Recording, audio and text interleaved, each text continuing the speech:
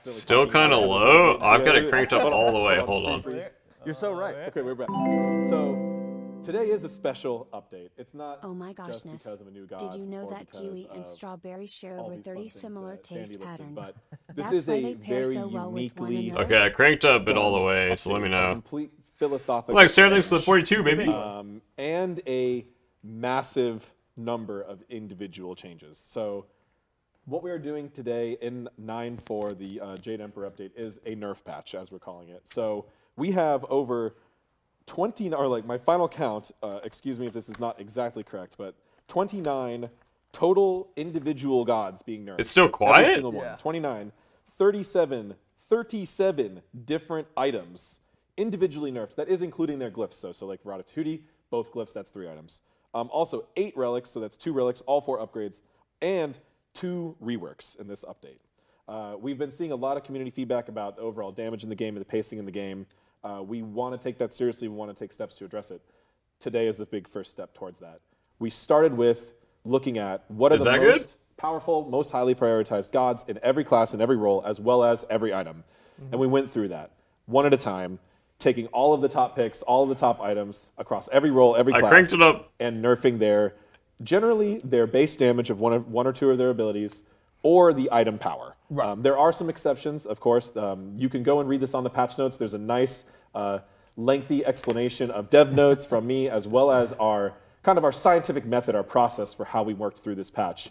We know that people wanted changes across many things in the game, but Smite is a collection of individual things, so we had to go through them individually. So if we're going to go through a whole lot of things individually, we might as well have a methodology to it. Start with the most powerful ones, go through every class and every role, make sure we hit the most popular ones, most powerful ones in every role, and apply those nerfs.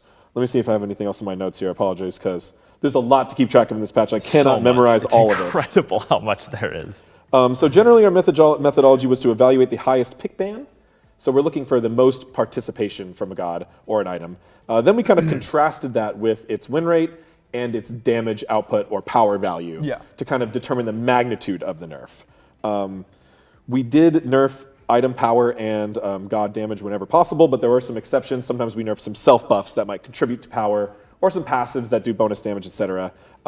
There also are some defensive nerfs, because we wanted to kind of we wanted to create this shift lower in damage, but we also wanted to bring everything down. So there are a few tank items also getting nerfed. There are also potentially many characters that you might think, oh, this character should have been buffed. Like, I really think this character could have used a buff. No, not in this update. It's like no buffs, right? Nerf update. None. So there was some gods we would have had some great buffs for, we think. We have some good ideas for them. But the way they're kind of getting buffed is indirectly, because all of their competition is theoretically getting nerfed. If they are, competing with the gods that are getting nerfed today. So I think with that, let's get into it. We got a long list of things to go through, so let's move. Yeah, that was easy to digest. I'm sure you got all that. If you didn't, the update notes are live now again with all this information. So we're going to really rattle through this. There's so much that we have to go through that we're going to block everything off, and we're going to give it to you, like give you the highlights of everything. So we're going to start off with some relic changes. So Belt of Frenzy, Greater Belt of Frenzy, Belt of Insatiable Hunger, Belt of the Berserker, Bracer of Radiance, and Greater Bracer of Radiance, along with Bracer of Brilliance, Bracer of Illumination, all getting nerfs. All nerfs all the time. What are the highlights from those? So these relics are specifically the ones that provide team damage or power buffs. Yeah. So when we're having concerns with the total damage output in the game, particularly late game, but we've even seen recent strategies where people are buying the level 1 Frenzy. Yeah, popping that clear wave. So all of these items are being nerfed because of specifically their strong damage output buffs. This is a little bit different from the rest of the methodology, but these relics we felt were significant contributors to the burst damage effect currently in Smite. So these are just getting nerfed across the board. All of them will be, of course, like all of these items and all of these gods today, we'll be reviewing the results, the data, the feedback, see how things go after the changes, and see if we need to adjust accordingly. Right, because we want to make sure that relics are diverse and everyone can kind of choose between the different ones. If this leads to kind of a stale meta for relics, then that's okay. That's a different issue we can address later. This is all about power. Right. Yeah, so that's going to be the first block. Next up, we're kind of getting into the general mage area. So we have Rod of Tahuti, Calamitous Rod of Tahuti, Nimble Rod of Tahuti, Divine Ruin, and Spear of Deso. And Chronos all getting nerfed. And Chronos Pendant, you're right. All getting nerfed down. Clumsy, what's with the mage stuff? Yeah, I think those ones are kind of self-evident. With the Rod of Tahuti, we had the new glyphs coming into them. Obviously, Rod of Tahuti was a pretty high status power item. But then again, as you guys have talked about and as we've seen, some of these pen items, specifically Spear of Desolation and Divine Ruin, have not only had their flat pen, depending on how much we're at the moment, but they've also increased in power over time. So here we are decreasing all of that. Chronos Pendant, as well as maybe you don't see it as often in the high level rank, but it is extremely popular, and already over time it's gained power. So we're bringing all of that down. The top end for mage items all being reduced in their power. Chronos Pendant is the most purchased magical item in the game. Yep. That's good. Number 1. Yeah. So that's not all for mages. For those mages that like to move quickly and attack quickly, we also have Telkine's Ring and Ring of Hecate also getting nerfed, just like everything else. So AJ, what's with the rings? Yeah, smaller sets here. Mage ADCs are not necessarily a big concern right now, but they do have very high damage output. They were very meta only a short time ago. We wanted to go ahead and take some top end of stats off of their items as well. Again, this patch, we're hitting everything. There's probably some things that people might say are going to get nerfed too hard or not hard enough. That's okay. That's reasonable. We're looking forward to that feedback, but we're gonna learn and act on that in the future. But for today, we're going all over the game. So Mage ADC is also getting some nerfs, and again, Hunters will be getting them as well. So just because they're both getting nerfed, we'll see. Maybe Mage ADCs end up coming back because their competition gets nerfed too. Yeah. Again, nerf central. We are everything that we read here. It's going to be a nerf. We're bringing it all down. And we only hit those 2 rings, of course. But if we looked, we did talk about other mage itemization, and there's a very high chance that mage ADCs are going to be purchasing into one of the flat pen options or Nimble Rod of Tahuti, for example. So they're getting hit in multiple places. Yeah. And again, this is an iterative process. We're doing this. We're going to see how it turns out, and we're going to keep going. We're going to make this. We're going to take y'all's feedback and do everything we can with it.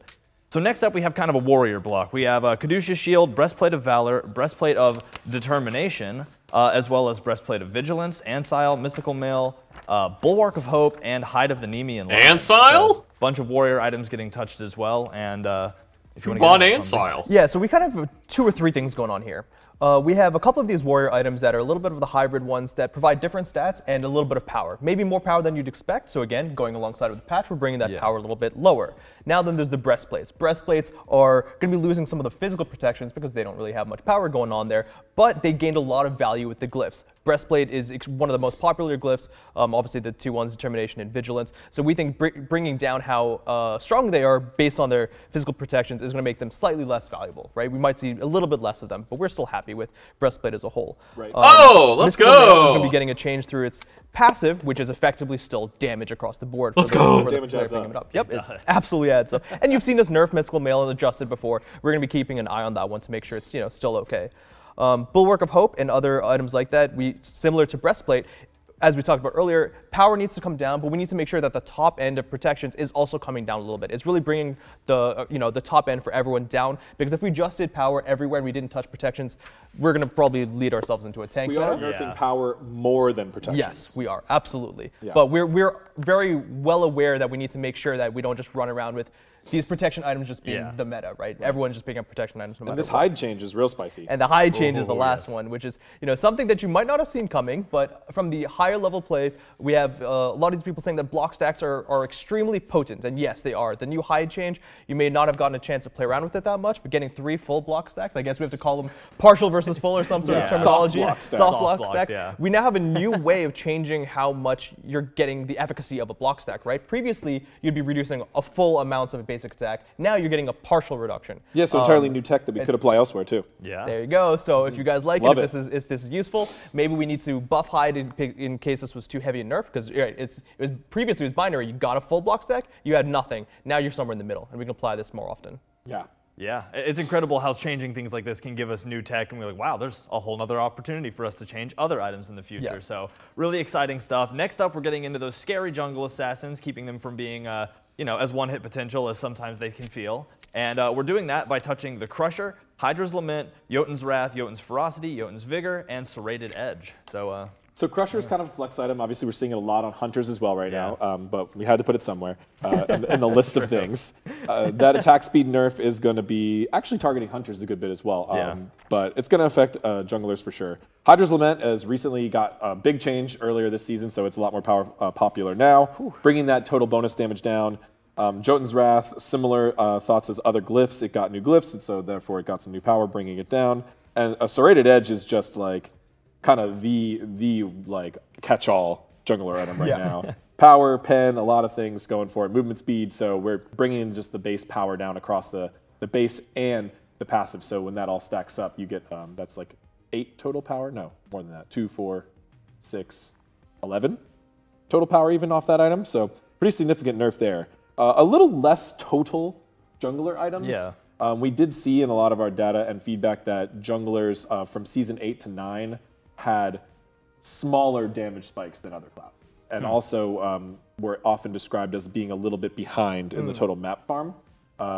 So junglers maybe got a little bit lighter nerfs here in the itemization, but as we said, still everybody getting nerfed, so they still got some. And we still nerfed what we identified as their most prevalent items. Yeah, and that, again, that's the thing. Even if it's like, well, they're not the most powerful, but they're still all right. Or like, we wanted to touch everything. We want to make everything feel a little more sane, I guess, would be a good way to say it. So yeah, some of those damage items, some of the top damage items for them, down just a little bit. Next up, we're going into the Hunter world. So for Hunters, we have Aussie, Atalanta's Bow, Wind Demon, Deathbringer, Envenomed Deathbringer, and Malicious Deathbringer. All of those getting touched as well. Clumsy, you want to talk about that? Yeah, Hunters are in a similar vein, but there's also a lot of cross-itemization like we talked about between the Crusher. I mean, even Hydra's Lament we're seeing on a couple of these Hunters. This just forces Dio's meta. Deathbringer is a similar case with a lot of these glyph items. In fact, you might have seen a lot of these actually being targeted because they were probably This is Devo's trans meta. You know, we chose items that were probably going to be prevalent in a lot of these builds. Deathbringer, Envenomed Deathbringer specifically is, you know, they're all quite strong.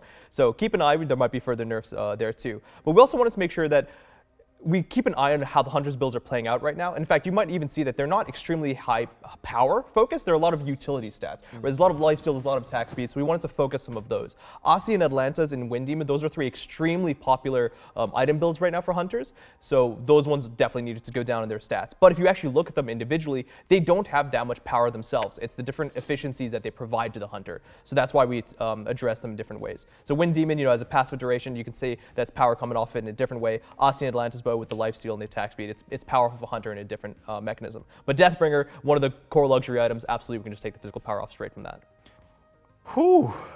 All right, so many things. We've gone over so many. We're moving into now the block that makes me the most sad because I am a Guardian lover. Guardian items, because obviously there's a lot of good Guardian items as well. We're going to bring the power down. We want to bring everything down just a little bit so that we don't see, like they said, kind of that Guardian spike. Don't want to be constantly steamrolled and lamed by Atlas, which is what I would do if I could. So we're going to see Pridwin, Sovereignty, Heartward Amulet, Amulet of Silence, Amulet of Stronghold, Celestial Legion Helm, Vamp Shroud, and the Mantle of Discord, all getting touched from the Guardian role. So there's a few different sub-archetypes within this. So Pridewind, probably one of the most meta items. This shield also translates to the explosion damage, so this is a nerf on both regards, which is really good.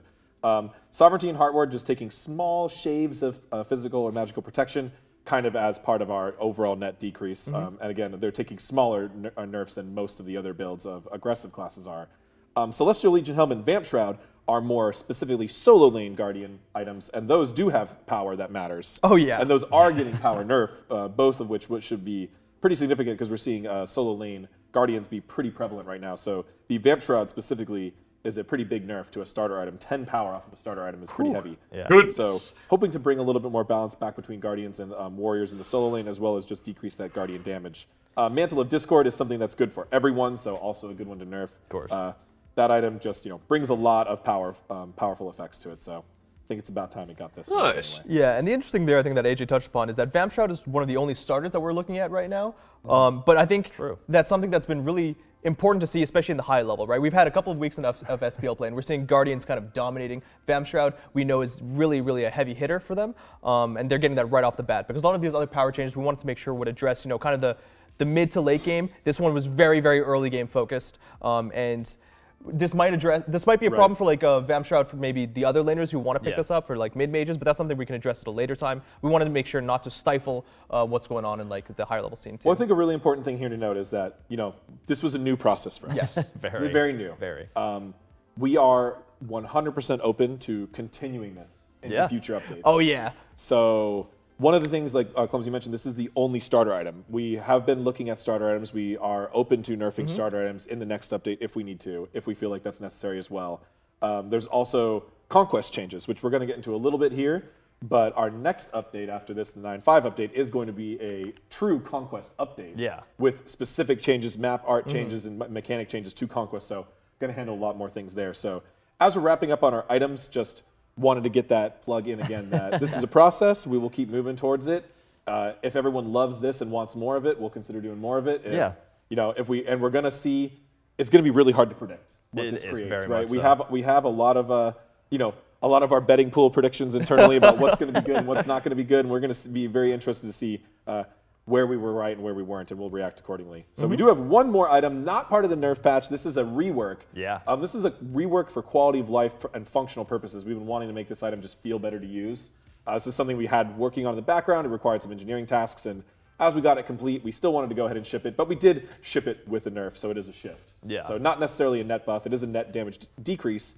But this Archmage's gem now is only going to proc and remove the stack if you successfully damage an enemy god. So no more will a random lane minion steal your bonus damage proc away. Yeah. Keep in mind, this is the upgrade to the starter. This is not Conduit Gem, the starter itself. That's functioning the same way where it's going to be hitting minions too. Correct. This is this is the level 20 required upgrade. So, something to very much work towards as you get into this. So that's going to kill off all the items. That's a lot of nerfs we just went through. Obviously, we have the gods we still have to talk about, but I'm just going to reiterate what they said already. We said this last update notes or show, and we're listening to y'all. If there's something y'all want to be changed, share that feedback. Let us know. Drop it places. We're always looking for it. That's what makes this. We're always willing to try new things, and hopefully you can see that with this, because this has been crazy, absolutely crazy. So we're moving into gods now, and again, a lot of nerfs. Everything you're going to see is a nerf. You can check the update notes for this, but we're starting with Tiamat. So Primordial Onslaught getting a little bit of a reduction. We wanted to touch on one more feature. Oh, that's true. Before we move into gods. A big one. This is exciting too. Diminishing returns. So actually, another, I guess, nerf buff. It's a buff to diminishing returns, a nerf to a lot of other things. I'll let AJ talk about We're the doing specifics. a buff to diminishing returns, which will mean a net nerf to CC in the game. Exactly. Yes. Yeah. What we're doing is that. So quick reminder: if you do get hit by a hard CC in Smite, you get a invisible stack of diminishing returns applied to you, which lasts for 15 seconds. It's relatively long, and that makes the next CC you're hit by 33% less effective. Yep. We're going to be buffing that up to 40% less effective. So getting chain CC'd is going to be less effective. We're also, there's a floor at which the max reduction. Currently, you could reduce CCs down to 0.5 seconds from this effect. We're now going to let you reduce it down to 0.4 seconds. If the CC is already lower than that, it's not affected by this rule. But so in both of those cases, CC is getting nerfed. That does not affect roots and knockups. Knockups have their own knockup height that is not affected by DR, but does apply DR for future things. And roots are not categorized into hard CC in Smite because you can dash and leap out of them. So those will not be affected by this. So potentially, the root and knockup characters might feel a little stronger because everyone else's CC is getting nerfed. Also, things that are channeled or grabs or pulls like that are also not going to be changed by this.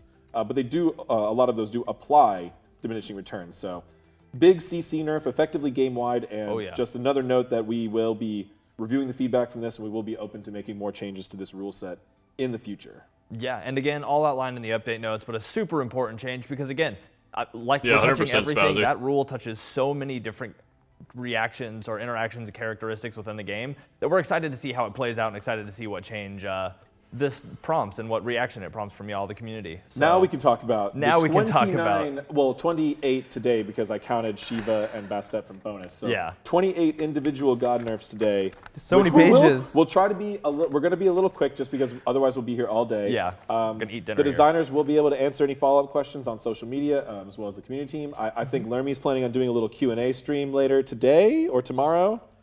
Tonight. Today. So if you want to ask for more follow-up questions for more details on some of these, because we're going a little fast today, just so we're not here all day. But so yeah, Tiamat was the first one on the list, Tiamat, right? yeah, Primordial Onslaught.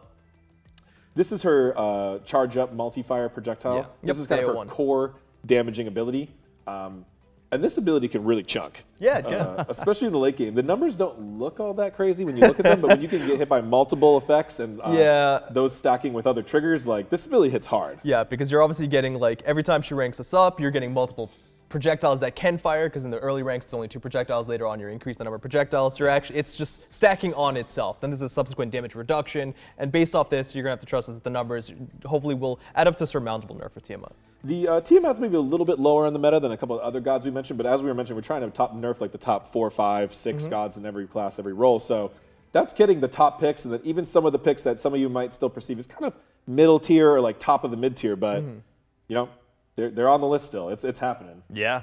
The next god is very powerful right now, so and that this would nerf is ready for it's the right time for it. Yeah, it's a good time for this one. You kind of hammer on the nail, and that's Agni getting decreased power and scaling across both combustion and rain fire. So you want to get into that? Yeah, I mean, if you look at Agni's kit, he obviously after the changes we made to him recently, he kind of shot up in both popularity and damage, and that's with the extra damage, on the stun and the noxious fume proc. If you actually have a look at the numbers, combustion actually does a whole bunch of damage. So reducing some of the scaling on that one, which is his passive ability, right? Which is just something he's getting on top of his. Well, they're like rap gunning, so it's hard to not the other one that hits quite interrupt hard, them. with a little bit of variance involved is his ultimate, right? If you're going to hit by 3 different shots of rain fire, you're going to be hit by a lot of damage. So this change here is going to be honestly stacking depending on how many hits you're going to be affected by with rain fire. Yeah, and all good changes because constant damage being put up by Agni is insane, and being immediately blown up by the fireball. Yeah, and he's a bit of an artillery mage as well, so he can kind of do some of this from range if he wants to, which makes it even safer of a nerf. Yeah, so good stuff to see. Next up, Persephone also getting some damage reduction and a change to Grasp of Death. So what's going on? So she's getting magical power scaling decreases on all of her effects from the harvest ability, so the plants, both the initial nuke and the follow-up bite. And then Grasp of Death is no longer going to apply attack speed reduction, which can make it much easier to break out of it. So effectively a CC nerf on this ability that doesn't really have any easy durations to nerf. It's all very it's all part of a very scripted presentation, but now you'll be able to break out of it more easily if you get trapped in that cage, which I think will be a nice way of counterplaying Persephone. Unless you're me and you panic and try to run away because you're like, I just want to run away. Never works, always die. Next up, Soul getting touched a little bit on some damage as well. Stellar Burst and Supernova. I mean, less fire in the game, I guess. Okay, exactly. We've got Agni and Soul changes. Soul is one of those ADC mages that's probably doing the best right now. Fair enough. She can play mid lane very well, She's too. been playing mid lane. She's obviously we've seen Zatman doing really well on the dual lane as well. Hitting her Stellar Burst is something, her main poke tool as well as her main wave harass tool. And Supernova was kind of a no-brainer as well with that ultimate damage. It's going to have a subsequent damage reduction as well, or the first hit's going to be the most important. So hitting that on the top end of scaling is going to be a pretty big chunk. Indeed it will. And again, there's less fire in the game, less chances for me to randomly be burned to a crisp. Next up, Scary Bird getting touched a little bit. Thoth, Hieroglyph Assault, and Final Judgment both seeing a little bit of decrease. Yeah, Mage Pen buffs brought this god back real full force. He's still a very high skill god, so you don't see him as much in casual play. You do see him a lot in high-end play and ranked play. I wasn't even playing Soul, dude. From long range, right? You got to hit all your abilities, but if you do, he does quite a lot of damage. So you're getting scaling nerfs here on his core damaging ability. As I said, a lot of these changes pretty formulaic. We're looking at core damaging abilities of the top characters and nerfing their base or scaling.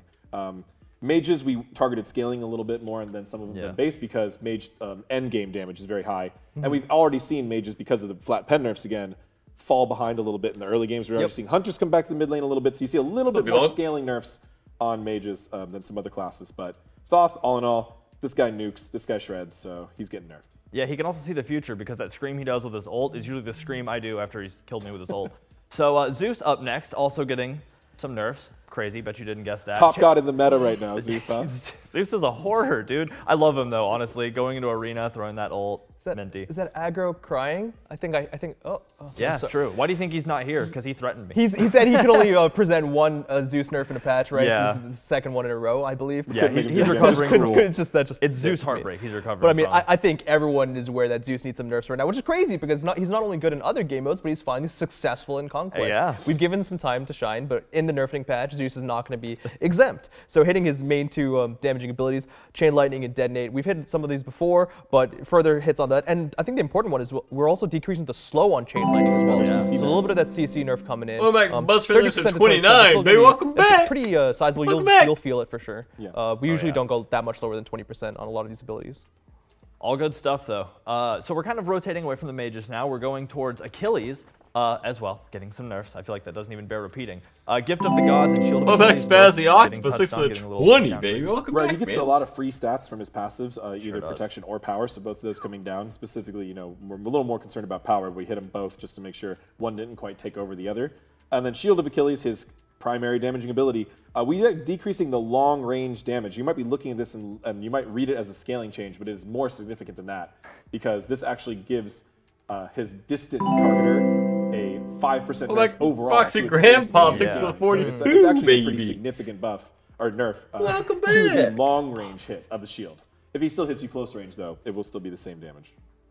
True that. Said the word buff, threw me out, dude. I'm totally out of whack. I know. I don't know why I would accidentally say a word like that today when there's just no reason to use it at all. In the nerfing, I know.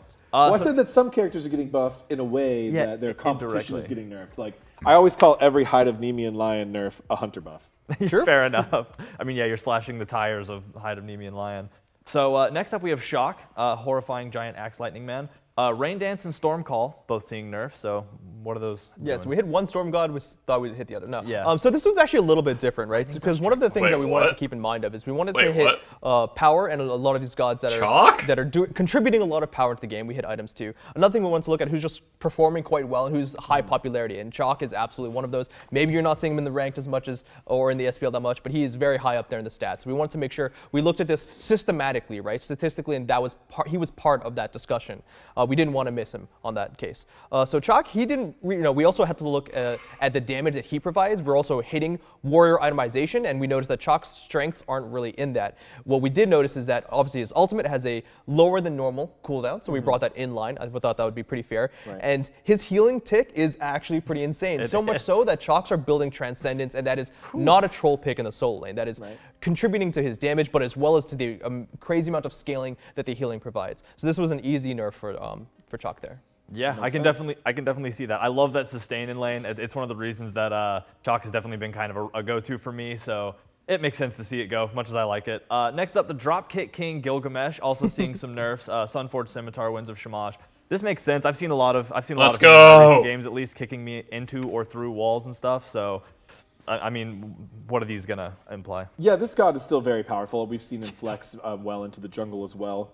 Decreasing the duration of the bonus damage scaling for health on Sunforged Scimitar is going to just bring down his total damage quite a bit. That ability is probably his main, or certainly his main. Blitz, that character is so overtuned. Get out of here. You can extend the duration, and just having basic attacks to follow up for a lot of damage after your abilities is really powerful on a warrior. So bringing that down quite a bit in multiple different ways. And then it flexes into solo, true. High scalings as well. Yeah. So that's specifically going to be hitting the jungle Gilgamesh. Is going to be building a little bit more power. He is fun, but he's OP. He's still fun. Really, you just won't be able to one-shot with a tank build. Zoning and control ultimate, and less towards a big AoE nuke. Yeah, that makes sense. Lots of sand in the eyes with that one. Mulan up next. Another character that I love to see. Great abilities, but I get it. The damage has been crazy. The solo lane fights have been hard to deal with. So cross strike and spear thrust both kind of dropping down a little bit. Yeah, it's almost like a Wood Urian kind of thing, just because like previously Mulan was one that we've been struggling to buff constantly. We've had people saying like, okay, where's Mulan? All right, where's Mulan? Well, here Mulan is, and Mulan's definitely doing quite strong in statistically. So I think everyone's pretty happy to see some nerfs here. We're going to be hitting two of her most damaging abilities, her cross strike and her spear thrust. Spear thrust is also an interesting one because you can hit, especially when it's leveled up, is you can hit a target twice. And individually, the spear thrust damage isn't actually that impressive. It's when you hit targets multiple times with it. So we targeted specifically the bonus damage on hitting the same target twice with spear thrust, because that's an easy way of saying like, hey, if you get hit by once, it's not a lot of damage. That doesn't need the nerf. If you get hit twice, which feels like a lot of damage, that's where the nerf is coming in.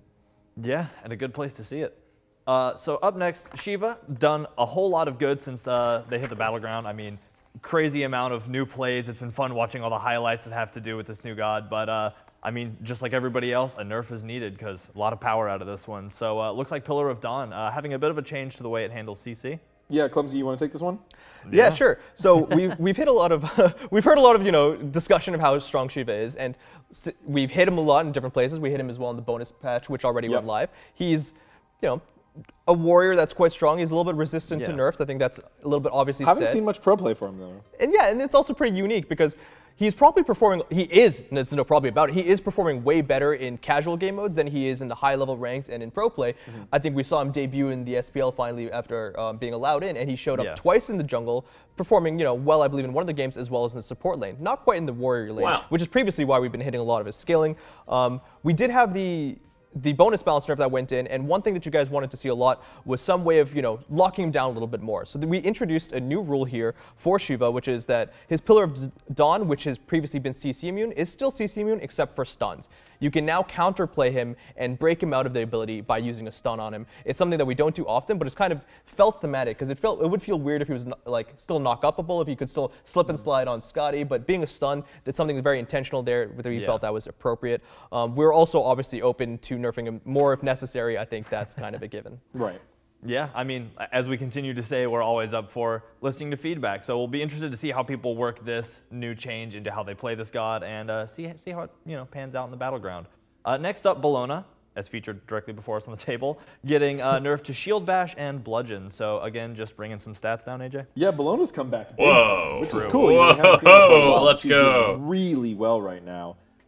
Shield Bash has a uncharacteristically high slow, I'd say. Generally, we don't put slows at 35%. Like, that's high for a warrior. Nice. So shifting that down at all ranks, and then Bludgeon spin damage. Now, this is the initial warm-up damage. This is still a 10 damage base damage nerf, which is very similar to what we might do on many different abilities. But this is the part that is generally more confirmable, hits more of the wave. So this is going to take down her early game damage quite a bit. Yeah, for sure.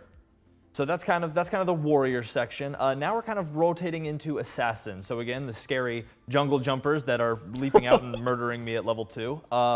And Kamazotz is the first on the list. Hurts a little bit because I love Kamazotz, but Bat Out of Hell is getting a nerf, and it makes sense because that ability is awesome and great to get away with. So I mean, I think you hit the nail on the head there, right? Yeah. You can get away with it. You can use it to safely attack enemies while up in the air where they can't really answer. We made the quality of life changes previously, and we've had to nerf him since. We're still seeing that he's quite strong, so kind of reducing the top end of this damage a little bit more. Remember, it's going to be, he has 3 different hits, so some of these numbers may look small by themselves, but you now can stack them up. 20 damage times 3, that's a big nerf. Yep.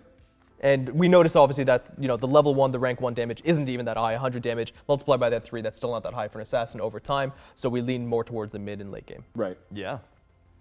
Well, cool. The next assassin kind of on the chopping block here is Arachne, getting some damage reductions across both Predator and Venomous Bite. So yeah, auto speed speed we nerf. didn't write dev notes for every single god because it was just going to be a huge thing. And kind of glad I don't have the Arachne there because having to put in writing that Arachne is OP, I know people would be. It's gotta be auto speed nerf. But instead, we're just going to talk about it here on the show. Yeah. Believe it or not, Arachne is one of the highest performing gods in the entire game. Yep. Specifically in Conquest, at all skill levels. She does very well even at high skill levels. Auto speed, auto speed, it is auto speed. only in the most organized pro play that she tends to really fall behind because she can really be countered and focused. But she is just an absolute solo game, ranked grind stomp god. So we did focus on 2 different specific things to nerf for her. Her passive, which actually increases her basic attack damage by a relatively large percent based on the opponent's missing health. So that just makes her basics hit really hard. So this nerf here might look like a small number, but it will really add up. And then Venomous Bite power scaling, because that is a deceptively hard-hitting ability as well. Yeah. People don't expect it's going to hit them so hard, but it really does hit very hard. Yeah, and what a lot of people underestimate about Arachne is that she's part spider, which is horrifying. So it just makes sense. It's the fear factor, right? Yeah, That's thanks to auto speed. Buff. Again, mental crits. And speaking of which, That's auto speed too. and speaking of which, for horror, we have Cleena up next, our Halloween champion. Again, just seeing some nerfs kind of across the board. Banshee's Wail, Lurching Claw, and Tearing the Veil, all kind of being brought down a little bit. Yeah. Yeah, Cleena's a really bit, interesting lot of one as well because when she first came out, we saw a lot of people, kind of struggling to do well a little bit. Complicated. I think she has a very high skill floor and high skill ceiling. And then we saw once people got used to her, people maybe started realizing that it's harder and harder to get away from good Cleenas. Now she's, I think, almost like a perma One of the top in gods. the Oh, SBL. yeah, She's one of the top gods, and it's pretty noticeable that good Cleenas with a bit of damage can do a whole bunch. So we're just hitting a little bit of power scaling on pretty much all of her abilities there. If we need to hit her again sometime in the future, I think that's not a Interesting side note about this one is that it was probably the most requested nerf of why wasn't it in bonus. Welcome, Blitz. Thanks, Spazzy. Bonuses Thank all you, the nerfs. baby. But we couldn't put all these nerfs in bonus, and we needed to have so the update big. show. We needed to talk, so we really Thanks, Spazzy. we kept Appreciate that, most baby. of the nerf. Obviously, we only shipped 2 nerfs in bonus, and they were the actual what we perceived as the number 1 and number 2 gods in the game, being Shiva and Bastet. Cleena was number 3 though in that analysis. Yeah, close. And we kind of discussed shipping her nerf early as well, but we wanted to keep the nerf patch really contained and all together because also we wanted to bring all these gods down together. We didn't really want to see too much shifting over the first 2 weeks. So apologies to those of you who really called it on the Cleena nerf. You were right. It was coming all along. It was on the way. We just wanted to keep this patch really solid, keep everything together, and make a big impact to the game all out at once when 9.4 launches and the Jade Emperor arrives. We still got like 15 gods, 16 gods left to go? Something like that. So we're going to keep keep blazing a moving. trail. Next up, Loki. Behind you and Vanish. Both getting brought down a little bit. Talk about the Loki. The nerf. I mean, Clumsy, this is yours. Yeah, go for it, Clumsy. I would say. Yeah, sure. Oh no! Oh, I took the end of Cleena, so Yeah, it is actually mine. it's up to you. I mean, Clumsy.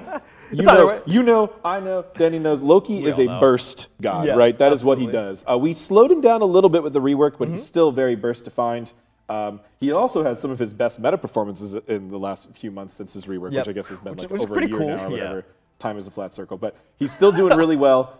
He's getting scaling nerfs to compensate for that. Easy True that. peasy. All right, so this one's for Clumsy. We'll do Tsukuyomi next. Dark Moon Shuriken and Silver Moon Caltrops, both getting hurt, both getting brought down. Yeah, Lay it on keeping concise, Tsukuyomi is one of the assassins that's performing quite well forgot right about now. Tsukuyomi. Probably a little bit more of like a pub stomper assassin. He can do a lot of his damage from range and then kind of use his ultimate to come in and cement that. So a little bit of that, you know, we talked about how we're going to be adjusting power for some of these gods. Tsukuyomi's getting something here where it's adjusting his power because his main poke tool and jungle clear tool with Dark Moon Shuriken is actually going to be increasing its cooldown. 10 seconds is pretty low, and in a meta where it's probably been a while where cooldown is pretty prevalent for assassins, that can get really, really low, especially to the late Are game. you okay, And he's getting Blitz? his range basic attack bonus after that as well. So increasing the cooldown is going to be decreasing his power throughout. And then Silver Moon Caltrops is just going to be the ranged follow-up attack. So similarly talking about those ranged follow-up attacks that Tsukuyomi can gain, it's actually going to be reducing the scaling from that because a 40% hit for a bonus to an ability that already does damage is pretty strong. Yeah, and very there's true. a lot of damage there. Plus, those Caltrops are just incredibly hard to deal with. Legos. So now we're true Legos. Now we're kind of moving into the hunter area. So we got a couple hunters we're going to talk about, starting with Amuz and Cobb. So the bee having some reductions to both Swarm and Stinger. AJ? Yeah, when you think damage in hunters, this is often one of the first ones that comes to mind. Yeah. He's been an interesting balance target over the years because he's often extremely strong or nobody wants to play him at all. He's currently in the strong section of those two. We're trying to keep him, we're trying to avoid sending him back into the shadow realm like he has been in the past.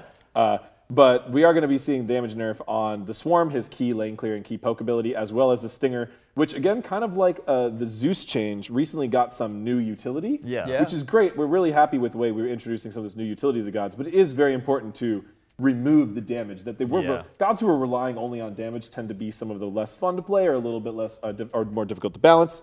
Introducing new utility and taking out damage is a great way to make it more interesting, more counterplay, more unique applications, but that damage has got to come down, and that's what's coming down here, as well as that slow, which was a new introduction coming down again. Yeah, and that totally makes sense. You want to, if the ability's one hitting, then like, oh, there's no counterplay, there's no damage nerf, CC nerf. Damage nerf, CC nerf. Boom, good to go. Nerfing all the bugs. Next up, Apollo across the sky, decreasing some physical power scaling. What? Yeah, this one's pretty targeted. It's going to be on the ultimate. Obviously, he got a little bit of utility on that a little while back. What? And we've noticed that kind of the difference between really strong Apollos and really weak Apollos is depending, or in performance, is when you can get multiple channels, multiple ticks of that channel of across the sky. Because you're getting the 5% scaling, but it's per tick. If you've He's ever seen already someone dead. That hits so hard, you get crowd the control whole or thing. something like that, if you were locked in, already dead, bro. Decimated. So this is probably pretty fair, bringing down the top end a little bit of that damage from Apollo.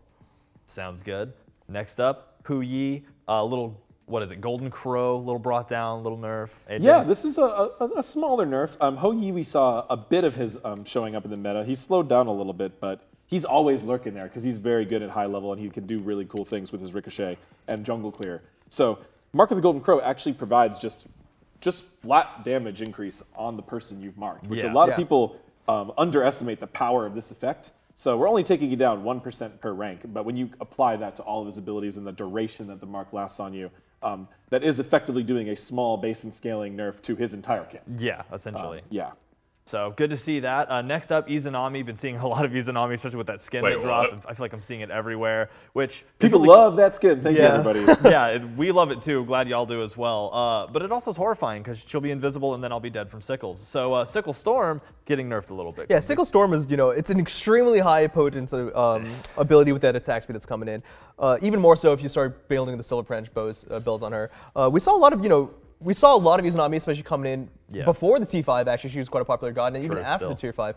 But around the time that we were even planning some of these nerfs, she was definitely one that deserved to be up there, especially because of her popularity. But we started seeing, the SPL coming in, high-level ranks coming in, stats coming in, and she was dropping off of favor. In fact, with the SPL, she was played, I think, more so beforehand. and much more in Season 8 than in Season 9. Way less now. So she definitely deserved to be on this list. It's a little bit lighter of a nerf, but of course, you've got to incorporate all the other Hunter item nerfs. But that's, that's because she's a little lower on the current Hunter tier list. Yeah, so accounting for that. Next up, we're going to have Medusa. Medusa, scary snakes, getting decreased just a little bit. Viper Shot and Lacerate both seeing some reduction. AJ? So for a god that's actually on the top of the Hunter tier list, you are going to see here more nerfs. You're going to see base and so base damage to Viper Shot as well as attack speed on Viper Shot. The Viper Shot attack speed number is huge, and it's a very short. It only applies to those shots. That attack so it really nerf's just kind of actually pretty connects big. the combo there. So that's not the most impactful buff, but that number was crazy. But the tick damage is certainly going to add up when you consider that base damage across, multiplying it times 12 effectively, because you got about 3 ticks times 4 shots. And then also Lacerate being her dash, which has recently got a lot of improvements, quality of life, being able to hit minions, being able to dash through things, being able to the anti-heal got moved off it. Yep. With that whole shift and buff, we saw Medusa come way up. So seeing another damage nerf here on Lacerate, which a huge burst combo, right? She can hit you with this. So that's going to all be coming down. That's good. I mean, she definitely dives in on you, and you're like, I don't know what's happening, but I'm at the respawn screen, so I'll just hang out here. Good to see that happen. Next up, we're moving into Guardian territory now. So our Guardians are as well going to see some nerfs. And we're starting with Artio. So the big half-lady, half-horrifying bear monster is seeing Energy Surge and Heavy Charge both being brought down a little bit, right? Yeah, you know, with Guardians, like we talked about with the itemization, we've kind of got 2 different types. We've got the support Guardians and we've got the solo lane bruisers. Artio, most recently, actually, is definitely favoring the solo bruiser playstyle. We're going to have those heavy itemization changes like Celestial Legion Helm and Vampiric Crown, which should really help in the meta for Conquest. But of course, we have to keep an eye on what else she can provide in other game modes as well. Artio is definitely one that's up there. We are targeting her base damage across the, like 2 main heavy hitters for her kit. This is going to help her. This is going to hurt her in lane, which is going to help bring her down and her efficacy in lane a little bit more. Right. And it's going to be a little bit not as punishing to to battle her out in lane, right? To box her in lane. Right. So hopefully she won't be as frustrating to deal with. Hopefully. So this next one, I had to cry off the studio for about 20 minutes before I was able to read. Atlas getting a nerf as well. Kinetic Charge being brought down. You know he deserves it. You know. I know. It still hurts, though, so why? I mean, Guardian's probably one of the most straightforward on the whole nerf patch. Every single one of them is getting base damage nerfs. Yes. It's that simple, right? We know, we've seen the stats, we've seen the feedback. It's very clear. Some of them also have peppered in a few scaling nerfs if we've been seeing them flex into solo lane a little bit. Or, like, spoiler alert, get to Kabrakan at the end, who's building straight up full mage. So there is some scaling nerfs across here, but Atlas, specifically this dash ability, doing a lot of damage, bringing that down. I think there was a couple different mobility abilities that we brought down in damage, because you're already leaping or dashing. That's pretty strong. We can take down the damage too. He just wants to get closer to give you a hug. That's all it is. It's a mighty hug. Now, if you want to talk Guardian damage, we got the next god is ready to talk. True, and the next god is Ares, and that Ares is having some shackles damage taken off. Really? So, clumsy. Shackles are weaker now, I guess? Shackles are weaker now. I mean, there's times where Ares gets into the meta. There's times where you can say his flamethrower with the buffs and his ulti is quite strong. I don't think anyone has ever debated that the shackles damage on Ares is too low. True. So if we're looking at gods who are very strong, one shots people. Yeah. If you just It's don't, crazy. it's like one of the few abilities in the game that can. If you hit with all the chains and you hit all spread the them out refires at the right and spread time, the damage always out. remember to do that. Yeah, Yeah. you can actually one shot. I mean, I love to do it. I think anyone likes to do it. It's a really slow one shot, but I guess it still counts. It does. So yeah, Ares is one of the gods who, again, looking at all the metrics, looking at what's popular right now, what's strong, Ares deserves to be hit, and that's probably going to be a pretty hard hit for him. Yeah, I can't say it's not deserved. Not going to hurt his laning too much though, because he's got a unique minion damage. It's just his PvP damage, which I think is really good for him. Yeah, so no more insanely slow one-shotting hunters. So next up we have Bacchus, Intoxicate, also seeing some decrease. If you want to get into that, AJ. Yeah, this is the Guardian Nuke, right? This one hits real hard, so we're getting just Real hard, real fast. base and scaling coming down on this one, just a noticeable amount. 40 damage at max rank, that's a pretty significant nerf. These are a lot of these nerfs are bigger nerfs than you might see on a normal patch as well. You don't usually see a 40 base damage nerf on a normal patch. No.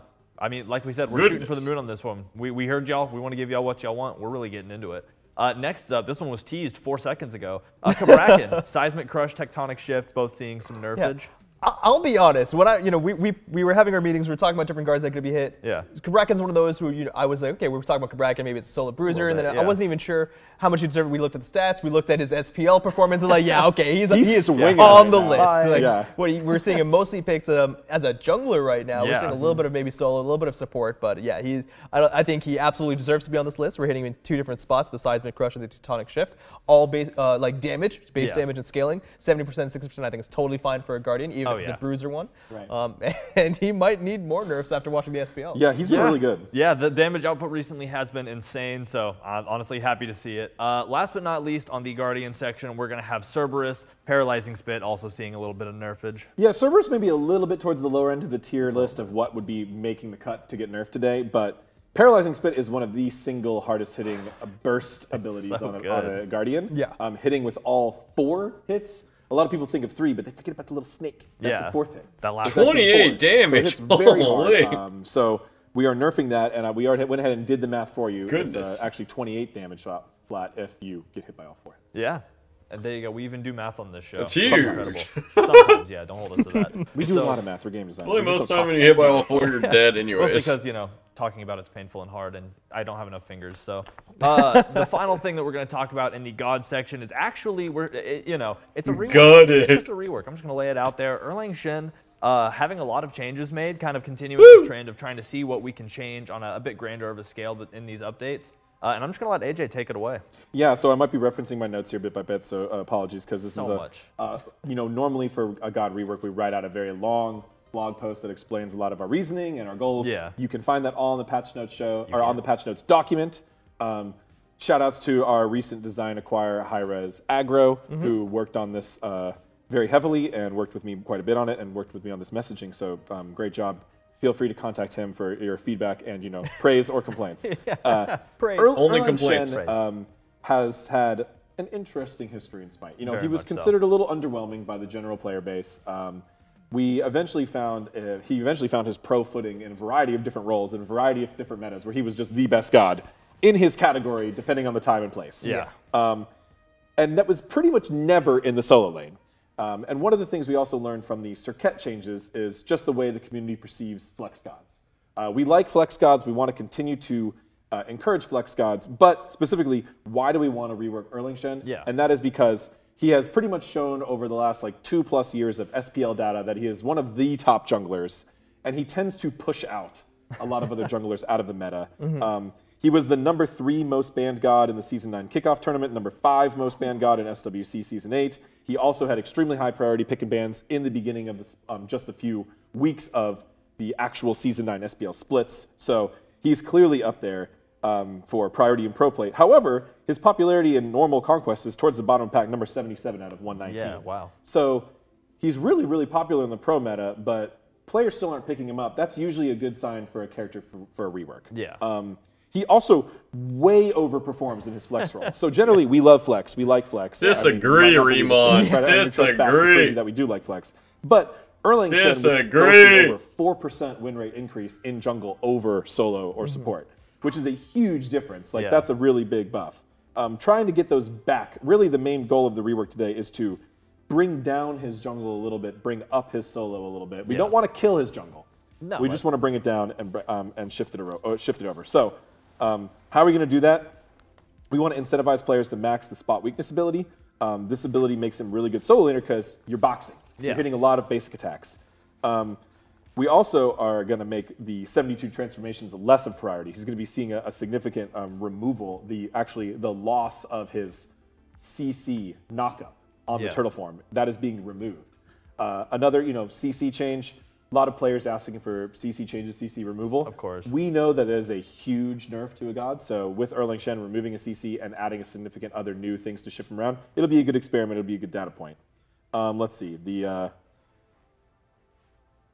so much going on with this literally, kit. it has just been so many nodes, it's crazy. I'll go over the quick TLDR now of the kit itself. So Howling Celestial Dog is going to do less flat damage, but more damage based on target's max health. So better anti-tank, better for being against other warriors. Yeah. Spot weakness is going to have less bonus damage and less bonus damage scaling significantly, so weaker power. But it's going to get a new component where it now gives Erlang Shen lifesteal, so sustain and solo lane. Yeah. Or and people going applies circuit a support? stacking debuff that reduces the opponent's power. Okay. Which is really cool. Or I'm sorry, damage output. Damage output, yeah. So this lets him actually cause opposing warriors to deal less damage. So he can even use this as a peel feature. A lot of ways you can do this. A boxing feature. Way more utility on that one. Exactly, much more utility. 72 transformations is now going to be knockup immune and slow immune while dashing. That's just going to make it a better dash, more consistent dash. we've been doing things like that across the game. Atlas was one situation. Yeah. It's also really slowly wanted. a little bit more comparative points to like Sun Wukong, who has similar things depending on which transformation he's in. Yeah. Right. Mink form is getting a buff now where it's going to get bonus movement speed. So if you do want to be aggressive, you get that attack speed. You'll also get the movement speed so you can really stick on that target, land some extra basic attacks. Turtle is losing the knockup, the biggest nerf of the whole rework. True. I mean, Erlo support will still be fine, Raimo, for you. Protection scaling on the shield. So it's going to get a bigger base shield, and that shield is going to continue to get bigger if you buy protection items. So if you actually go full like damage Erlang or hybrid Erlang, you're going to be getting less shield health from this. And then finally, 9 turns Blessing is getting increased damage mitigation just to make him a little bit tankier during Assault. So a lot of changes, a lot of shifts. Yeah. All over this kit. We really want to see people, one, just be more interested in trying this god in the first place. Of course. 2, we want to see him try in multiple roles. We fully expect people to keep playing him jungle. That's great. We think he will be a little less competitive there, but hopefully we can see him show up in solo or support as well. Wow, that was a lot. I mean, Nice. that was so many things. It was. We were sitting around beforehand like, man, we're not gonna be able to talk tomorrow. 68 or something. I forgot to actually add it up. Total nerfs. Yeah, again, math on the show only happens sometimes. All on the update notes, live now. Go check it out. I mean, again, just a huge amount of nerfs. We wanted to touch everything. We wanted to do everything we could to, take the feedback that we've been getting about CC about. Double-sided. Yeah. Yeah, these are double-sided. Yeah, it's like a novel. So yeah, but that's gonna end the 9-4 nerf section. So all of that actually coming out next week. As I'm sure a lot of y'all know, we're in a new schedule right now. Yeah, so you'll be looking exciting. forward to this update coming out next week on Tuesday. So soon, so excited. Right around the corner, you'll be able to get to all of this stuff right away. I mean, the countdown starts now essentially, but look forward to all of that because we're excited to share it. We're excited to see y'all get into this. Now we're moving into community news. No nerfs in community news this time, so we can take a nerf breather. So first up, I just want to remind y'all about the Prime Gaming skins that are currently available. Currently, Rambo Ulir is available for claim through Prime Gaming, so make sure that y'all are going and claiming that skin. We're super excited about it. We love this, and we love to see it in game. Following that, though, is actually we're gonna show y'all guys something new. A new Prime Gaming skin will be coming soon after the glorious Rambo. And that's going to be Shredder Ravana, Super Shredder Ravana. So we're excited to show that off. That'll be available May 5th. And yeah, it's another brand new Ninja Turtle skin that, again, we're just all extremely excited about. Oh, look at him. Okay, that one's good. Like dark color. That one's good. Thumbs up. So, 2 thumbs up. Super excited. We're excited to have this in game. Good skin. And or good skin. It'll be available May 5th. My brain is like fried from all the nerfing. SPL news is also something that we're going to have more of, and that's just the SPL's going. It's rocking on. Make sure y'all are catching the games. It's been super exciting. Glad to have SPL back because, I mean, what else do you turn on while you're chilling in the afternoons on the weekend? There's nothing else. It's constantly Twitch, constantly SPL games, and I'm super excited that we're able to have all of that back. And next is actually kind of a big thing. So we put out a blog about this as well as the update notes today, so y'all can get into it now. But the Smite standalone launcher we're waving it goodbye with update 9.4. For those of you who don't know, that the launcher has been unavailable for a long time now, so people haven't been able to download it. You could still use it if you had it originally or had never uninstalled it, but it is going away as of 9.4. It's not going to be updated anymore, so if you are using that, make sure you hop over to one of the other platforms. This isn't going to affect anything for the other platforms, so Steam, Epic Game Store, Amazon Luna, you'll be able to play through all of that. But with 9.4 update, you will no longer be able to use the standalone launcher. So again, with the my brain just lost. Account sharing between accounts, you have nothing to worry about as long as your accounts are linked up. Everything is going to be available on any of the other PC platforms. Wait, why are you going to jail? So just make sure that you link those accounts up. But again, the standalone launcher is seeing its final goodbye with update 9.4. So for those of you who have used it, wish it a wonderful farewell, and we'll be excited to see all of y'all join on Steam, Epic Game Store, or Amazon Luna. So with that, we're going to rotate into a little bit of quality of life here, and also welcome our newest guest to the couch, Lermy. Hey. Yeah, welcome, Lermy. You should have seen it. It was horrifying. About 12 seconds ago, that couch ate Clumsy, so That was scary. Glad you were brave enough to sit there, though. So we have a little bit of quality of life, AJ, if you want to go through that. I'm jealous. You got to be over there watching the feedback while we were doing the nerfs. How's it looking? Are people happy out there? Yeah, I think it's honestly a really exciting patch, and I'm hoping that everyone's going to get a chance to experience like all of the new shifts that are going to come from all of the nerfs, especially. Yeah. I'm sure that we'll see a lot of new gods rise to the top, new items, new builds, new strategies, and that's going to be the biggest exciting part for me. So incredible. Awesome. I know we don't have any Twitch chat. I don't have my Twitter feed up. You know, I feel I'm blind. I'm lost. I need to hear what the people want. I'm going to have to wait until the show's over. All right, first we got some quality of life things to go over, though. First thing, I just want to reassure everyone. I used to use standalone, and then my standalone died, issues. so I just swapped. We've been still working to mitigate some of the resulting issues from an attack we had last week. We do have a significant performance fix going live with this 9.4 update. Yeah. But we're going to be continually monitoring that up through that. It is a high priority for us, but this is a very new type of challenge we've experienced here in this last week, and we do apologize and thank you for bearing with us. Improvements are on the way and shipping with the 9.4 patch. Yeah. In a more fun announcement, we have the achievement avatar for 120 gods mastered, being Jade Emperor being god number 120. So that will be an exciting thing to get. Log in and make sure you master that god to get that avatar. We also have some really nice quality of life updates to the jungle practice mode. Yeah. Shout outs to our Olympians and people who are always advocating for improvements on that mode. So we do have a new area that'll be classified as the jungle. So areas where the god bots are, the fire giant, the gold fury, and the buff camps will now be considered jungle volume. Cool. So you can use items like protector of the jungle that will actually apply there now. We also added a button spawner in the Tower and Phoenix area to spawn a titan. So you can fight and scrim against the titan. And we also added some HUD health bars. Those are the ones you normally would see in a game. When you enter a boss area, there's an additional pop-up health bar that comes up. That'll also now work in jungle practice. And the final quality of life announcement I have is that we are now in 9.4. We did talk about this a little bit previously, but we hadn't executed it yet. But in 9.4, we will start rotating the viewer store every 2 weeks, as opposed to 4 weeks. That means you'll have twice as many looks at different skins to spend those free viewer points you earn on. But it also means that they will be there for a shorter number of times. So if you want that skin, make sure you get your points or get ahead of it, because essentially so now going forward, every launch day there'll be new viewer point skins, and then every bonus day also new viewer point skins.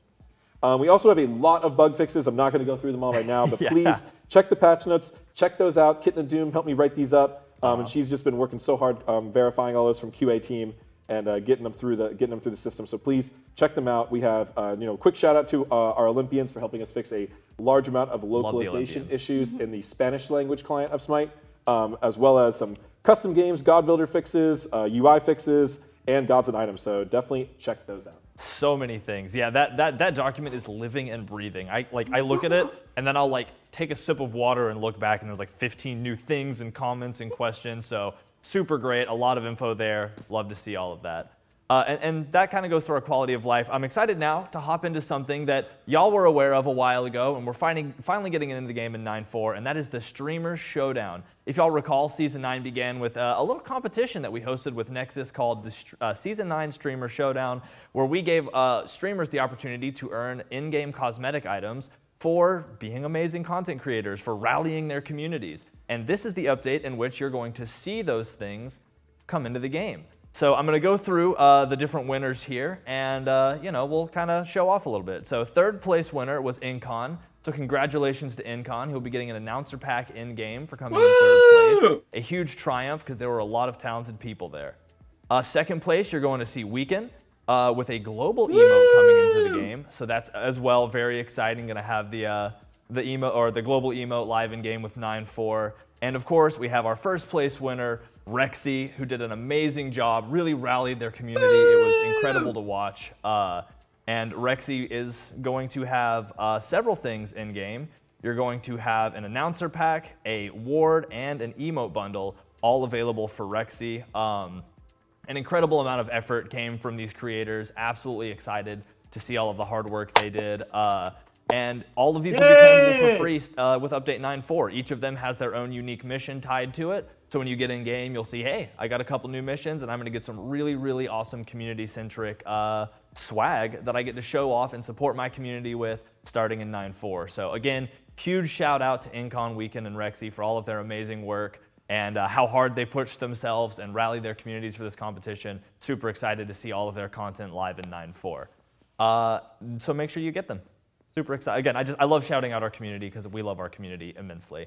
So now we're getting into some of our skins, one of my favorite sections of the show. I love getting to see all these new skins. I really don't see them a whole lot before this, so it's always amazing and surprising. And let's dive right in with a DLC for Zeus coming out with 9.4. This DLC will include the amazing new skin, Almighty Archon Zeus, which is Holy! absolutely glorious. Okay, that card art's sick. Archon line, one of our most popular lines of skins, and I love the Almighty throw, which is a little reference to one of Zeus's oldest skins. Yeah. Now he has got an Almighty Archon instead of just this old Almighty skin, which is it's quite old. But this is the opposite of that. This is cutting edge beauty and tech, Ooh, and it goodness. is extremely clean and smooth. And I was like, I remember when Aggro. Okay, the shield and the wings Yo, look check sick. This out. I gotta show you this before it comes out. And he was like, yo, that's sick. Yeah. Yeah, he's up to date with the memes too, pondering the orb there in the card art. Oh, yeah. Yeah, big fan of the skin. I mean, Zeus always ponders the orb. He does in his base card art as well. Oh, that's true, yeah. He's been pondering the orb before orbs were even pondered. Dude, true. OG Orb Ponderer. So an absolutely amazing skin, and super excited about it. I love that that magical back floating ring thing with the wings on it. I don't know what to call it, but it's absolutely incredible. It's an angel. It's a biblically accurate angel. It is. Obviously. Obviously. We're always biblically accurate. All right, let's hear the voice line. I sense dark forces corrupting this realm. To me, my angels, we must eliminate all traces of evil at once. That's a sounds sexy like voice. A great voice line to play before assembling like an Archon team, a skin-wide team, and then Can you build a full Archon team yet? You gotta be really close. Yeah. Or you probably have can build to an be. angel team, but you might have we got Ra and Zeus now, so that's too many There's mages. Umoja as well. Yeah, there's Thanatos, the original. It's a good troll arena pick, if nothing else. So really aesthetically We're doing that pleasing. later. So this will be again a DLC available. It will come with 400 gems and the Stormbringer avatar. So make sure y'all are looking out for that. Next up, we have the Psychedelic Chest with the Magic Dragon Tiamat. So I'm excited to see. Oh, look at how good that she's looks. meditating. That's cute. Yeah. Does this one launch on 420, or is it? Oh, it's the day It's before. 419. Yeah, so 419. very Close close. enough. Close enough. Yeah. So Those of you who celebrate at midnight or 4:20 a.m. you know. exactly. For no particular reason, obviously. But really, something different with Tiamat that takes it. It's still cool looking, right? Oh, It still has a lot of wow. detail because we did the cuter skin, but I really like how this has the fairy dragon style. You know, it's kind of Yeah. an archetype you've seen across many different games and RPGs, but it's something we've talked about a long time on the Smite team, and I feel like they nailed it with this one. The colors, the butterfly Oh my wings, gosh, the yeah. psychedelic colors.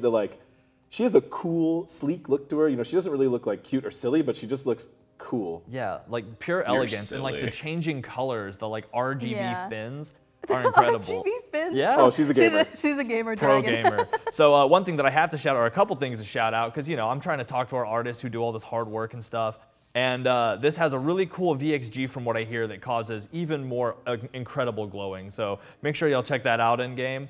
And there's also been some adjustments to the sound to make it sound a little more trippy, but also based in nature. Yeah, It's 6K. something that's hard Agreed. to describe, but is amazing to hear in game. And I guess let's start out by hearing the voice line. Let's spread some peace and love and awesomeness. And awesomeness. I use that word too often, I've been told, so I'm all about it, and we'll be using this skin on Tuesday next week. Hoo-hoo! So super exciting, super excited for this because pro RGB gamer life. Next up, actually some more skins from the Heavenly Light event, which I'm super excited to show off. And we'll start with Shadow Bloom Persephone. Oh my goodness. This is a sick entry into the shadow line of skins with Yeah. all the forest spirits, and she's got all her plants and her skeletal forest friend. Oh, that's gonna look sick. That is so sick. A little darker take down that. We've been going more positive characters, more like good aligned characters in the Shadow Spirits, but this one's got a little bit more of a dark twist to it. Yeah, the like wooden skull flowers definitely does throw that dark twist into it for sure. A little creepy. Yeah, but those flowers are still creepy. cool. Ooh, and it looks so, I love the contrast of that like bright blue against the dark undertone. It's such an amazing look. Ooh, and the braid game. Yeah, right. Her hair is so nice. Wait, can I do my hair like that? Like, someone teach me how to do that, please. That is super incredible. And of course, as always, a lot of hard work like a goes Legend into of Zelda this. skin. And we're excited to see it in game because just all of the different animations that this character has. I can't wait to see the ult. That ult is always it's such a powerful presence when it's flying at you. So let's hear the voice line. I sense the forest is in pain. I will catch these intruders and expel them at once. Ooh. Definitely a little evil, but like She's protecting her forest. yeah, though. okay, Yeah. she's protecting It's her, your her fault. her forest and her flowers. So don't go stepping on her flowers, or you'll be having some problems. Yeah, true. I hear they bite back. That's the rumor I hear anyway. So next up in the Heavenly Light event is another skin that I'm just so excited about.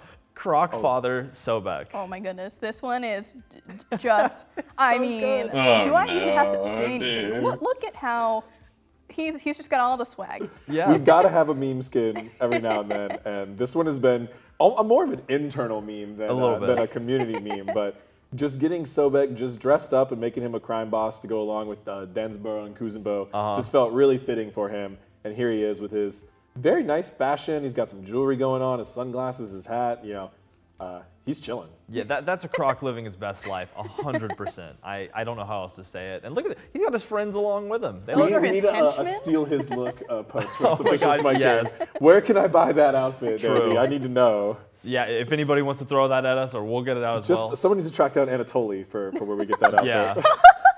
Look at the drip. Oh my. That is so good. Oh my goodness. gosh. He's got the drip. He's absolutely got the drip. Okay, that's a That sick jacket skin. is incredible. Okay, someone needs to make that jacket though, because come on, the gold on the back with the croc, that's so Nice. sick. I would wear that. If I knew how to make things, I would wear that on the update show. Next update show. I like those pants with that subtle pattern. Like, that's my style. I think I could pull those off. Truly a Croc that knows what's going on in life. Probably not.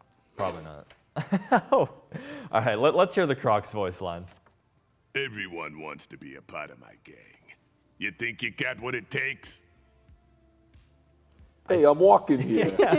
I definitely don't got what it takes. But is that all right? I need the rotation to go one more time. It looks like that's a giant switchblade almost. Like it kind of has that handle. That maybe I'm wrong, but it looked very switchblade. No, it's got that feel to it. Yeah, for sure. a little bit. It's Okay. supposed to have a crime boss inspiration, you know? So Yeah. that would make sense.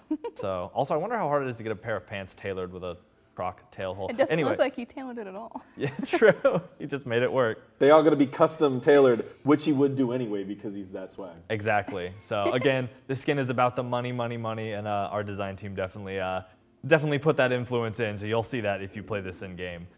Next up is Honorable Machina Tier, another Heavenly Light skin. Oh, that's so good. The jade is immaculate. Very new type of armor set. Like you mentioned, the jade, which is funny that it's coming out with the jade Right. patch. I Had don't to think that laugh. was intentional. Had to laugh there. We have this ancient mech type of theme that we kind of ideated ourselves here at Hi-Res Studios that includes a lot of more fantasy and stone and metal that doesn't feel as futuristic. And man, Tyr he's got a really big silhouette with a lot of places to show off cool armor, which Yeah. works really well for this skin. Yeah, that is absolutely sick. I love the contrast, by the way, of those like nice pops of the bright yellowy orange. It's like a perfect complement there to that like jade, bluish, green kind of metal popping out of there. That's so sick. I feel like it's a very big new twist on the ancient mech line, which they don't usually have as much color in there. It's usually a little bit more stone metal feel, but then we really brought the color alive in this one, and I do not regret it at all. Yeah, Yeah. I'm here for this. That's great. That's a From the big lost sword. hand to Wait, is the this sword orb of the normally sword, that you're big? totally right. It really draws your eyes to all these focal points, and it's really great to look at. Let's hear the voice line. Let the ancients lead us to victory. Whoa. Daddy. Nope, not funny. Yeah, not funny. Not haha rabbit. Only you tier. tier mains will get that one. All right, so the last of the new skins coming out in 9.4 with the Heavenly Light event is going to be Bionic Demon Gilgamesh. This is a brand new theme, new style, Whoa. higher tier skin. This is a big one.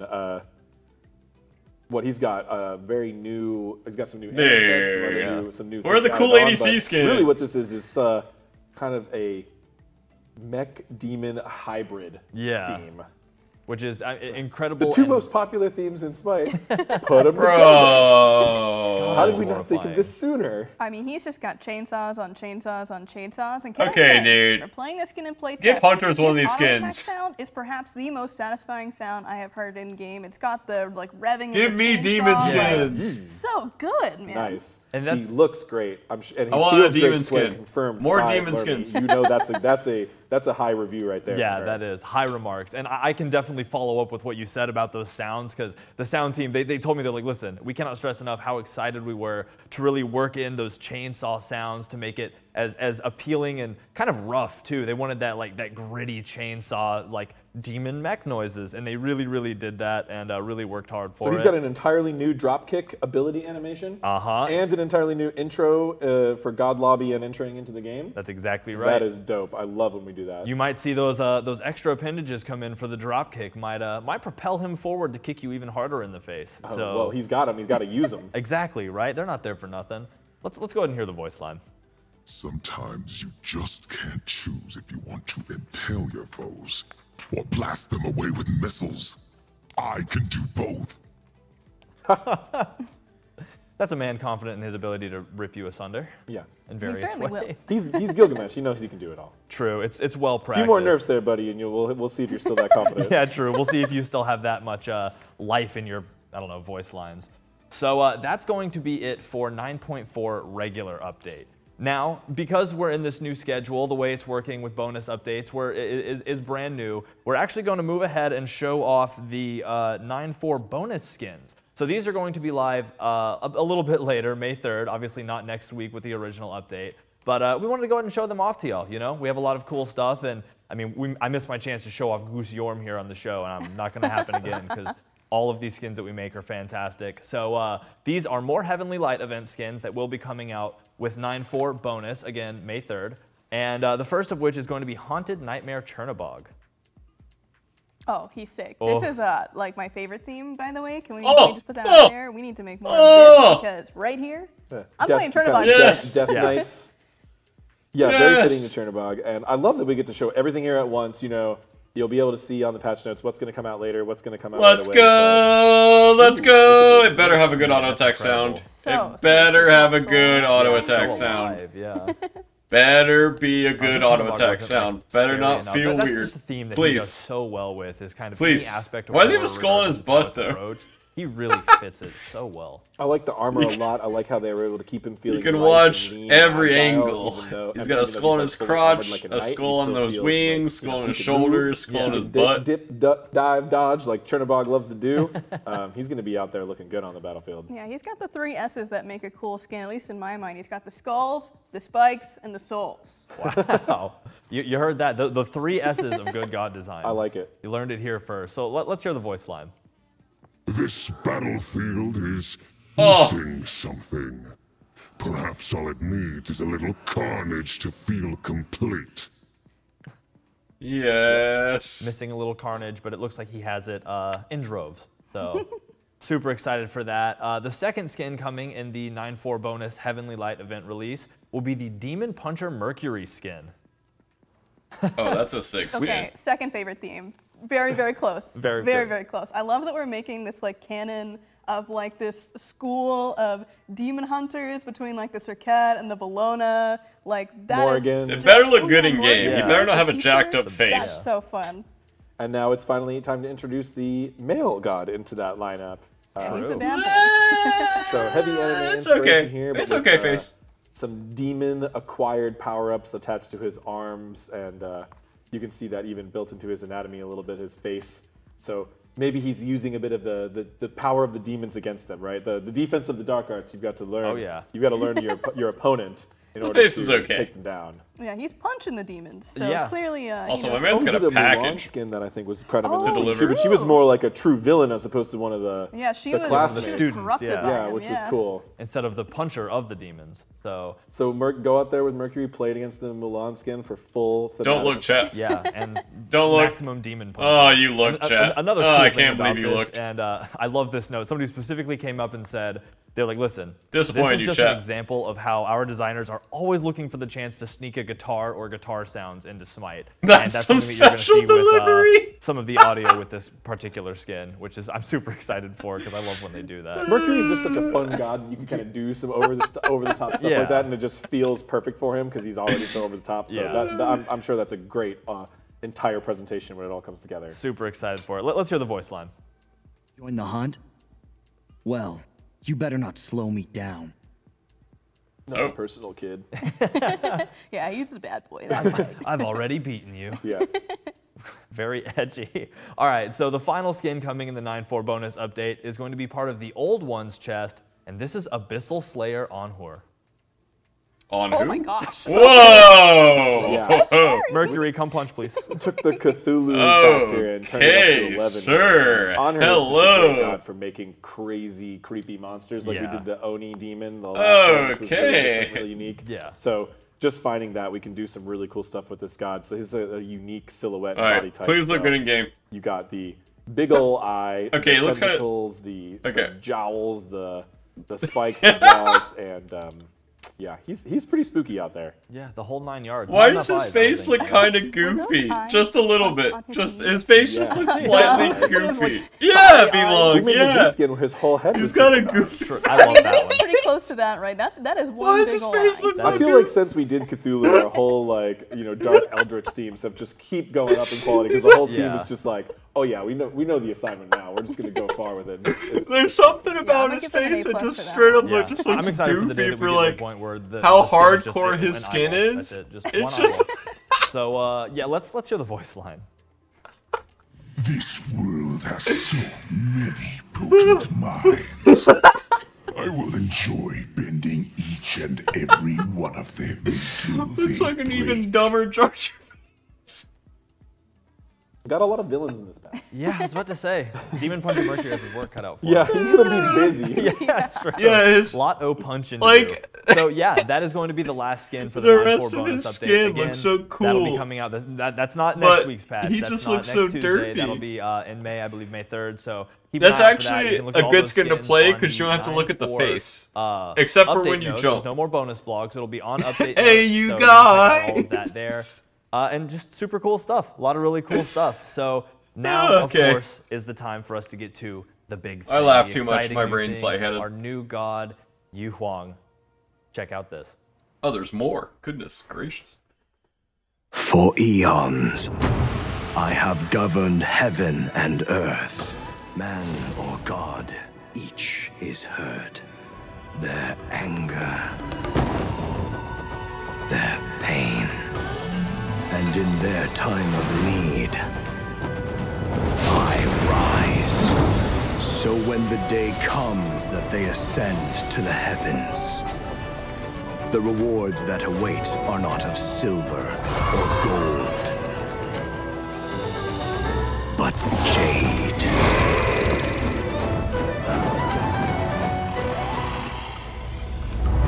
Okay, the trailer is so sick. Big fan of all the Smite trailers they've been doing lately. Big fan. Huge fan. Huge fan. How exciting! Ugh! So crazy. Tingles every time. So Hugh Huang, a brand new addition to Smite, joining the battleground again. Only 1 week. Next Tuesday. I mean, less than a week. That's 6 days. That's That is incredible. So soon. So super excited to talk about this. Super excited to get into it. I mean, let's just start off by talking about Hugh Huang. What was kind of the inspiration behind this choice? Well, I'll start with a little bit, and then I'll let Lermy explain some more. This is a god that's just been very highly requested from the Smite community for a long time. He's often considered the leader of the entire Chinese pantheon. He kind of crosses into multiple different mythologies between there's kind of Chinese folklore. There's also more Taoism, which we lean into a lot with this kit, which is really cool. It's a kind of entirely new mythology for us to explore. The Jade Emperor is often seen as the the supreme sovereign, the leader of all of those gods. So definitely something we wanted to bring about to the game. We haven't had a mage since Morgan Le Fay last year. We've had every other class since then, actually. June or July. So yeah. it was due for that time for Hugh Huang, and he's got a really interesting kit and a lot of interesting mythology. So Lermy can go ahead and give you a little bit more on his lore background as well as the goals for the general gameplay of the kit before we go and show off the kit. Oh yeah. Yeah, so quick rundown. Hugh Huang was born into a noble family. He was a very benevolent guy. He would go around and make sure that everyone was doing okay, making sure that everyone was taken care of in his community. And so eventually he basically wanted to see how he could do more. And so one of the ways to do that was he needed to get attuned with Tao. And so Tao is basically kind of thought of as like the energy of the universe, how the balance of nature and man kind of interact with each other. And so he spent millions of years, millennia, meditating and getting attuned to the Tao to be able to, get some more power, basically. So as soon as he felt like he was ready, he basically left his meditation and then gained what is called golden immortality. So this basically is what created him as his godly status. And then after that, he basically was up in heaven doing a lot of good things for people. But eventually, this big bad demon lord came around, but the gods were not strong enough to defeat him. So Hugh Huang once again needed to go back into meditation, complete 3,200 trials. That is 3,200 trials. And each of these trials, again, took millennia. So this guy took billions. A very, very long time to gain all of this power. But once he was finally complete, he had ascended to this status as the Jade Emperor. He came back, vanquished the demons, and basically saved the Chinese pantheon. So they all kind of collectively thought that he should become the emperor, the great sovereign. So again, that's kind of just how he attained that status. And then from then on out, he became in charge of heaven and had a lot of really interesting interactions with a lot of the Smite cast that's already in the game. You'll see a lot about Wukong, Erlang Shen, Naja, Ao Kuang, all referenced in his voice lines in some way. So there's a lot of really fun, small little details that you'll see here and there with a little bit of his character. I feel like the theme of this patch show is how much incredible information there is, and that's just so cool. I knew a little bit about Hugh Huang going into this, but the story. That's an incredible amount of time to spend meditating. I can barely wait for a burrito in the microwave. So this is amazing. Like, I love the look, the presentation, the lore is there. Do y'all want to hop in game and look at the kit? Yeah, that's definitely going to be the big point of That's what everyone's here to see. Yeah, that's what we're here to see. Well, let's do it. Yeah, but if we're looking at him, how he's looking here, we definitely were inspired a lot by very traditional Chinese emperors and how they presented themselves. So we did, have a little bit of a back and forth between should we go a little bit more fantasy, a little bit more realistic. We eventually decided, okay, a little bit more fantasy feels right for Smite. So again, we still have a lot of references to really regal things and other like emperor status items. For instance, one of the biggest items that you'll see is his very special crown, which is called Mian. Okay. It has 12 beads on it, and so that is a very important number to emperors. It is basically representative of the 12 symbols of the emperor, so that can range from like dragons and phoenixes to other smaller natural things. And of course, you've got to check out this humongous, beautiful jade back piece, which that is so amazing. It perfectly symbolizes the balance between yin and yang, between the phoenix on the bottom there, and on the top we've got the dragon. And that just really shows how the emperor is in complete control of Tao and making sure that he is just ready to go at a moment's notice. I want that back piece like as a center on the set, a centerpiece on the. That's so beautiful. That would be sick. That would be really sick. That's incredible. So he's got the kind of the floating walk style, which we've used in a few gods like Hera and Thoth. It felt very fitting to him. We didn't really want him running. It's not very emperor-like. The beads also on his crown are symbolic, and keeping them still is to show the calm and grace of an emperor. Whereas if he were to be hastily moving or clumsily moving, they would be shaking all over the place. But they stay nice and gentle and smooth. And he moves that way as well. Very magical and very uplifting with his abilities, inspiring to his teammates, and kind of a mage kit that rewards you for patience a little bit to kind of really dial into the meditation themes of his lore. Any more general things to add before we go ahead and just do the full show? Yeah, I guess just be ready for some references to a lot of these small things within his lore, like again the phoenix and the dragons. You'll be seeing some of them soon. Oh yeah. All right, well then let's see the kit. Let's do it. Run the kit. Woo!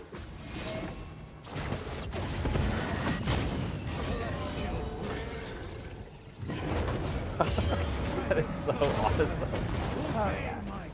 God. It's all coming together. Fighting alongside with the dragon. So many things happen. Yeah, right. The dragon's presence is incredible. All right, so many things happen there. Let's start to break it Yeah, down. not sure what just happened. Starting with the basic attack. Let's start right at the beginning. Yeah, so the basic attacks are pretty normal. He's actually manifesting his Dao into these like fiery, magical projectiles that he's shooting out. So there's not a whole lot going on with those that is especially special until we start getting into the passive, and that's where things get interesting. Well, then let's get into the passive. Let's not keep him waiting. All right, so as you can see there, right above his character portrait, he does have this passive meter, and so you can see that it's lighting up a little bit. We'll get into those specifics of what it does, but you can see that jade segment popped off on the side there. That's how you know your passive is ready to go. So Hugh Huang's passive is called Master of the Dao, and so how that works is you've got 12 segments in this passive meter. Yeah. Once you hit 6 segments, which you can gain and lose Dao by doing various things, your abilities and basic attacks become attuned. He becomes attuned to the Dao. So there's a lot of different effects that you'll see throughout the kit that change whether or not you are attuned. And the first one of those effects has to do with his basic attacks. So if you are ever over 6 Dao, your basic attacks will chain once to the nearest enemy. And they do reduce damage to that second enemy, so awesome. but it's pretty good for lane clear, pretty good for jungle clear. It's just a nice little spicy thing to add to his basic attacks, and this happens whenever you're over 6 Dao, and it does not cost any Dao to use these auto attacks. It's awesome that it works on both like enemy players, but also on the jungle camps and lane minions. That's awesome. Mid-arc change? So to go into a little bit more how you actually gain this Dao, there are 2 ways to gain it through your passive, and then a couple of other ways throughout his kit. But the first way is you just get one every 15 seconds. So every 15 seconds, you will see that he will get 1 more Dao. The second way is if you take a look at the passive meter, there's a nice big jade emblem in the middle. You can see it's glowing right now. Yeah. But if you hit someone or you are hit, it goes off. You only get 1 Dao though if you hit someone from out of combat. So if you're not fighting anyone for 3 seconds, you haven't hit or been hit within 3 seconds, you will get 1 more Dao. Okay, cool. So it's kind of a resource management, kind of something you have to watch out for and pay attention to. And I'm sure that'll affect other abilities. So let's get right into them with ability 1, Flames of the Phoenix.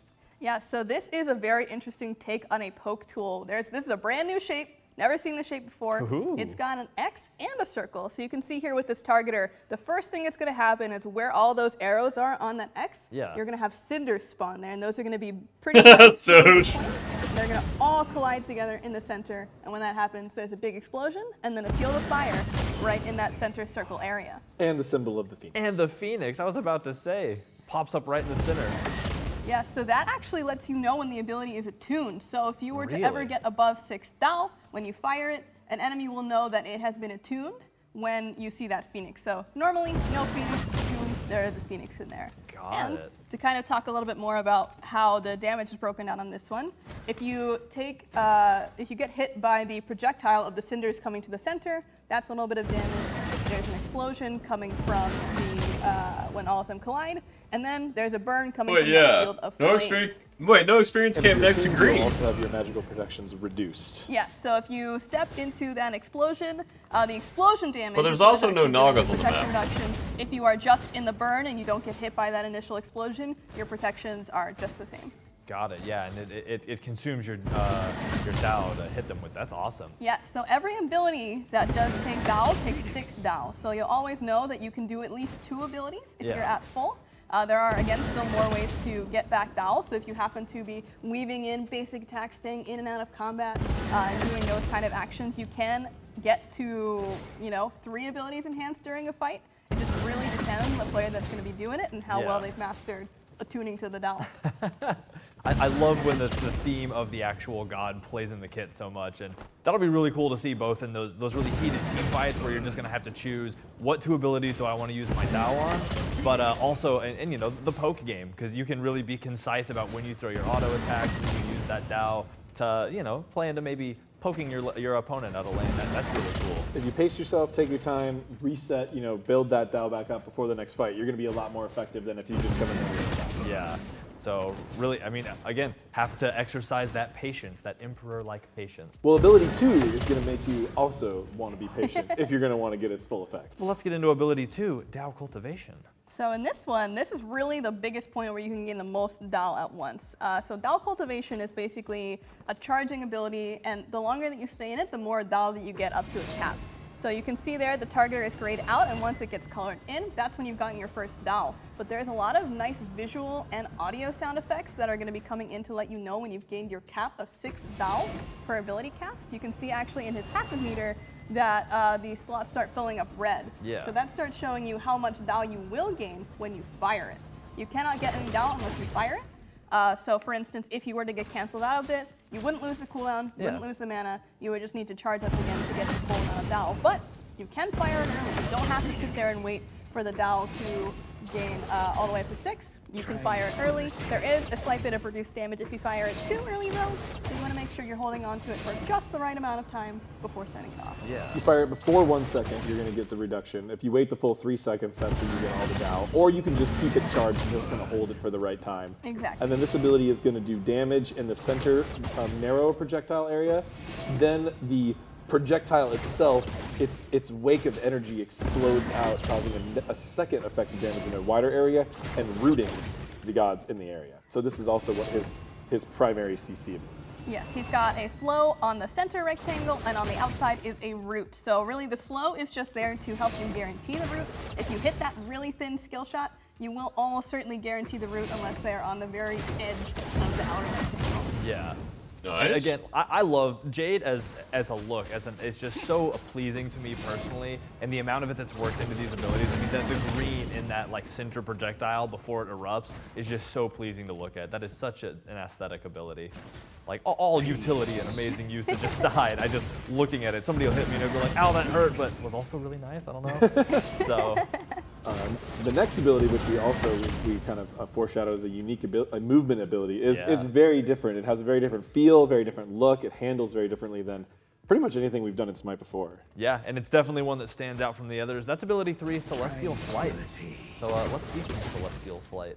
Yes, so in this ability, Hugh Huang's actually going to be calling down, I guess calling up the Pearl Dragon from beneath him. Yeah. And this use of the Pearl Dragon is actually really interesting as it ties into his lore, because there's a very popular story about the 4 dragons of the rivers in Chinese mythos and how they came to be. So this is like that origin story kind of mixed in here.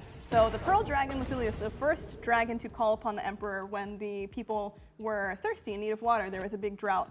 And so the Pearl Dragon went to the Jade Emperor and said, hey, you know, we need water for the people. And the Jade Emperor said, okay, well, I can get to that soon. I have a lot of other imperial duties that I have to get to. But eventually the dragons just went and did it themselves, and Hugh Huang was not too pleased with them going over his imperial authority. So to punish them, he basically changed the 4 dragons into the 4 major Chinese rivers. Huh. That's really cool. Yeah, well, so the one that we have featured in the game is the Pearl Dragon of the Pearl River. Yeah. And yeah, look at that. I mean, the Pearl Dragon coming out of the ground, lifting him straight on up and coming on down as well. So what you're seeing here is the attuned effect of this ability, where the Pearl Dragon actually comes back down with you and kind of swoops around there on the ground and knocks people away.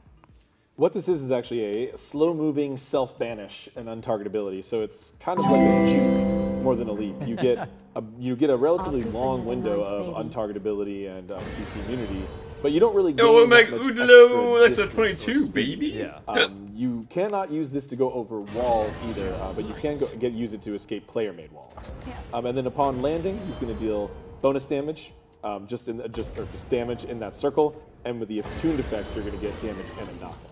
You can see that knockup right there. Yeah. And another small piece of control that's actually super cool about this ability is if you're up in the air, you're actually able to refire it by pressing the button again or by left clicking to go down faster. So you have complete control of how much time you spend in the air, whether that's the max amount, whether that's the minimum amount, or somewhere in between. Whenever you need to get back down, you're going to be able to. Yeah, that's awesome for both control and, you know, if you're using this offensively or defensively, right? Because if you're trying to, you know, use some Dao, get that knock up, then you can really just rain down on your enemies. But if you're like, all right, I got to get out of here, Odin just put up a wall, you can just kind of glide right over and enjoy the max duration of that immunity. That's really, really cool to see. And just, again, very aesthetically pleasing. That dragon animation is so clean and such a powerful piece of imagery that, I don't know, it's just, like you said, a very unique ability. Yeah, definitely a little bit less less of a movement ability and more of an outplay Yeah. safety ability like you'd see out of like Chang'e 2 or Robin 2. It's definitely going to be used in that way. Yeah, and I'm excited to see how it's used because, again, just such a powerful ability even just to look at. So that moves us, of course, to the ult, which I'm super excited about us getting a closer look at. This ult is called Dueling Dragons. And that they do. When you use this ultimate ability, Hugh Huang summons the Pearl Dragon once more, but he also creates a dragon out of his own Dao. So you'll see here how there's two different Trash Game dragons. Annex at 31, baby, welcome back. Beautiful jade energy. It's shining, it's sparkling, it's gorgeous. Oh, so sick. The art team absolutely knocked it out of the park with this thing. I am so impressed with how that visually looks. But yeah, you got your two dragon buddies, and you basically have a hinged line targeter. So how this works is the faraway dragon from you, the Pearl Dragon, doesn't actually move, but what you can do is you can aim the line in different directions, and yeah, just, I mean, look at that. That's amazing. That's so sick. He's scary. What about Jade Mannix at 16? stance. Baby, welcome back, man. The sparkling effect is incredible, too. Just I mean, that shimmering. The profile of the dragons, too, like that is just awesome. And you can see here they're going to crash together, and then a big explosion at the end. Oh, that's cool. They kind of like fade as they finish their fight. That's awesome. Oh, I love that. Yeah, so if you're hit with this ability on either line, you will get pushed to the center, wherever that center may be. So you'll see there that circle is where they'll end up. And that circle's not always there. So if you are spread apart or you pull the lines too far apart, they do have a max distance that each of them go, but you start pretty well within it. So if you want that extra explosion damage, you can have it, but you're not stuck to that like straight line that you had. You can always turn around, move around, do whatever you need to do, and make one really long line of push if you absolutely wanted to. That's really awesome. So you can push people toward him and push away from him with this. And you know, we've always wanted to experiment with an ability that spawns something further away that comes back to you. Yeah. We've never really done that before. So here you can get this ultimate. You get That was a really interesting button. Long range poke or potentially even some control. You could kind of pluck someone out of the opposing lineup if you hit it well. You can also use it to peel for yourself. So if someone's right up on your face and you need to get some space, you can use them to push them away. They're going to take that extra explode damage as well. And it's like, can also kind of function as just a ranged skill shot where you have some very interesting angles on it that you don't normally get on a mage. Yeah, as for showing up here, one of the ways that Yeah, a it's lot of pretty cool. playtesters have been using it is to push their opponent out of their tower. So if you're hiding into the tower against Hugh Huang, you better be ready for this one. Right, you aren't safe there. You do have a significant amount of time where the dragon will spawn before it can fire, so if you go ahead and move perpendicularly to him to try to evade it, you can certainly do that. There's a lot of reactivity time.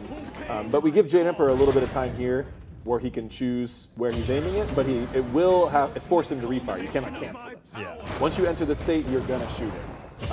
So it's just up to you to make that count in the time you have before the ability completes the game. Yeah, so the one last thing to talk about with this ability is what happens when it's attuned.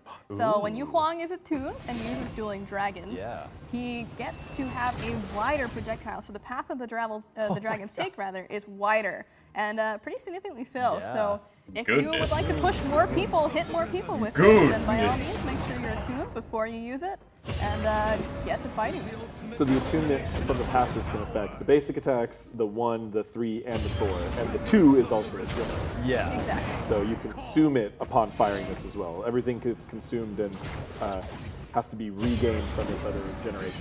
Yeah, it's all part of the cycle, and like you said, 3 ways to gain it, 3 ways to use it. That's incredible, too. Just to see that utility throughout the entire kit, it gives you so much to work with, so many different ways you can handle using Thao for attuning your abilities. I'm excited to see this in team fights because, pluck a backliner with this, or shoot, you could even just throw it out there and push a tank off to the side. You have a clear shot at their damage. It's just so many different ways you can use this that it's going to be incredible to see this. And I love seeing the community take somebody with as many options available to them as this new god here, and Hugh Huang, and make up new plays. And I think we're going to see a lot of that with this. Oh, that's incredible. I'm just so excited to see what people can do with this god. This has been a really awesome experience for me, having the ability to design such an awesome god for it to be my first one. Like, I can't even express how insane this turned out. Like, the art team nailed it, the programming team nailed it, the tech art team. I mean, I could name countless people that helped with this process to make Hugh Huang come out as smoothly and as awesome as he did, to be frank. I mean, this guy is just sick. I will be playing him a lot when he comes out. It's a really magical moment to see your first god design come to life. I mean, so magical that some people even wear a sweatshirt that has that god on it forever. So, wait, we have voice packs or recolor skins or something to show? Yeah, we have some recolor skins we can look at. But yeah, I mean, let's congratulations. That is super exciting. I know there are so many people that work on these, but I mean, you're here with us today, and I just have to shout out your first one. So. Yeah, it's so incredible, honestly. I remember playing this game and coming home from school every day, being really excited to watch Hinduman and Adonis on the SPL cast, and like, I'm here. Making the thing. Doing the work. And of course, I have to ask, do you think you're gonna get him to level 10 probably, or? Oh, that's not it. It's not a question. Are you She's taking the day off for it, obviously. Are you asking me if I'm getting the new God Diamond? Of course. She'll make it happen. Oh yeah, I know. It'll be like what? I'll be 3 a.m. I'll see a Twitter post that was like day 1. So. You are a monster with that. It's always incredible to me. Yeah, so we also have the Mastery skins available, so and you know, all the other skins that we'll be releasing with it. So let's hop into that. We'll start off with Rising Tao Yu Huang, which is going to be the standard recolor released with it. All right, this card art has a really cool story behind it. So lay it on us. Once upon a time, Yu Huang had a daughter, and so this daughter wanted to go visit Earth, and so one day she did. She came down from the heavens and went to take a bath in a river. But a cowherd came along, and this cowherd fell instantly in love with her. So he took her magical robes that allowed her to go back to heaven, so she could no longer go back to heaven. But one day, Yu Huang found out about this, and he was pretty mad about it. Yeah. But, you know, his daughter was happy. His daughter was in love. They eventually got married, so he permitted it for the time. But one day, Yu Huang's daughter got curious, found the robe, went back to heaven, and as soon as she came back to heaven, Yu Huang created the Milky Way galaxy as a river in the sky. And that is the river that you're seeing here that's keeping her away from her cowherd husband. Oh, wow. Wow. It is beautiful art. Yeah, that is incredible. He does look pretty mad, too. And he looks like he have a teal green type of, as opposed to his base clothing is very white and beige, but with jade accents. But yeah, I thought she fell in love with a cowherd. Jade as well. Yeah. In this recolor. Like just a bunch of cows. Purchasable through. Not a cow herder. So it'll come out. Oh, and that looks good. He's kind of looking like Ao Kwang there. Oh, like yes, it does remind me like Ao Kwang. Yeah. I like that. It's like a little nod to him. The darker twist. So he's got the reds and the blue-greens on the clothing. That's what I heard, Yeti. The way the light hits it adds so much. You can see the details and all the patterning. Man, it really stands out. It really does. One important thing to note, though, that I do want to pull here is that the dragons in this skin and the upcoming Ascended skin that we're going to look at, they're also recolored. Ooh, so nice little big bonus there for anyone who does get this skin and the Ascended skin. Any ADC buffs? No, 0 buffs. We have no troll, 0 buffs. We'll make amplify this to 21, baby. Evil has taken hold of this land. It shall be rooted out and expelled by my hand. The voice actor for this, Corey Yee, did such Yo, what up, an amazing Schwa? job. Thanks for He's ruining also my ranked in a experience bunch of other earlier, things dude. like Appreciate Paralyzing, that. like, Really fun experience. Had so much fun in that game. Thanks, Schwa. Welcome, everybody. What's up, guys? Great time earlier in that ranked game. Really enjoyable experience. Had so much fun. That was so much fun. Gosh, I really just want to experience that again. You hear the conviction in that call. Thanks, Schwa. Hope you had a good stream, dude. So it's super impressive voice acting job and a super great skin. Yeah, let's check out. I mean, like you said, let's check out the Ascended Yu Huang. I'm a big fan of Oh, I know. I know. I agree. I know, dude. It's fine. It's fine. Don't worry. And we have the meditation. Bully me whenever you want to, dude. So much fun. So much fun. Great experience. Oh, yeah. Yeah, this is big smile. When he went to go do his trials. Great time. Just top pick Apollo, and you know, it's fine. Yeah, it's fine. Just that, right now. It's fine, dude. It's fine. So awesome. The lore, like that's another thing that I love. Every time we get to do one of these, you just learn the lore. So nice. This one's my favorite. Yeah, this might be the winner. Nice. Yeah. The purples and the pinky tones there, and the blue with the black too. I mean, and that's I love all those highlights, like the clouds, how they stand out. They kind of like shine a little more. Absolutely glorious. Striking, I think, is the best way to say it. Whew. All right, so obviously we also have the mastery skins for Yu Huang. So let's. Nice. And once again, nice, this has another lore reference. Summoning the dragon from the river. So yeah. Again, the dragon's coming right on out of the river. And being shown off on the card art. Yeah. The story is hidden for you in so many different places. If you know what to look for, literally everything we've seen has been like lore tidbit. So we really, he has a lot of text just written about him. The lore is incredible. There's so much. Just the journey to the west alone is an extremely long epic tale where Jade Emperor is mentioned hundreds, thousands of times in it. So, as well as tons of other folklore stories and even ones that blur into actual history for the Jade Emperor. So we really tried to draw on as many of those as we could.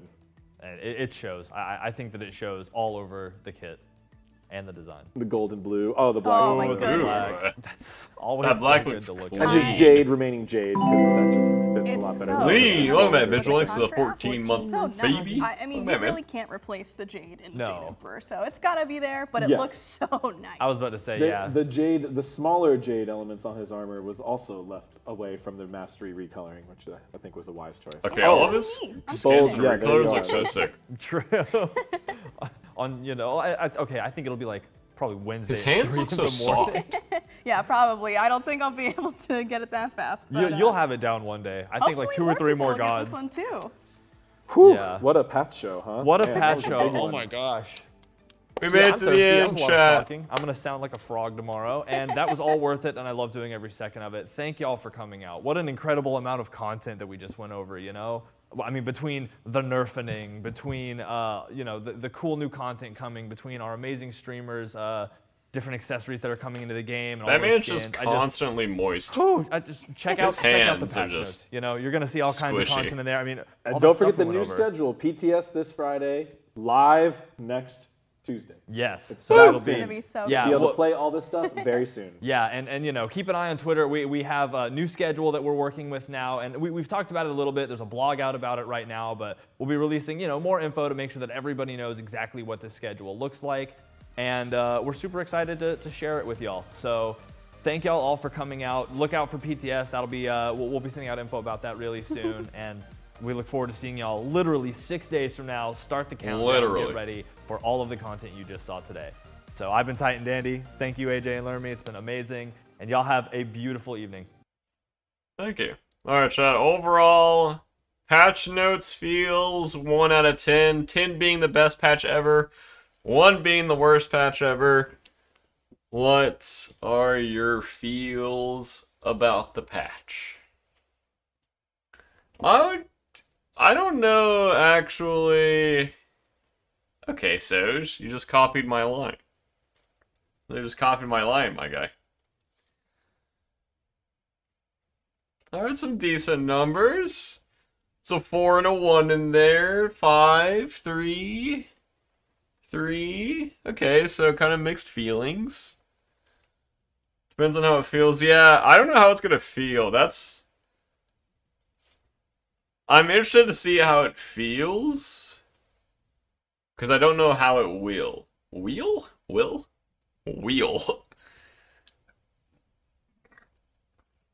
Yeah, I'm not sure. I mean, obviously I don't think this has ever happened before. With like an only nerf patch. With this many nerfs. I mean, I assume they're just nerfing everything that's performing well in casuals. And then nerfing everything that's happening in pro play too. So if they nerf everything, then it brings down everything. Which I'm not smart enough to realize the actual changes.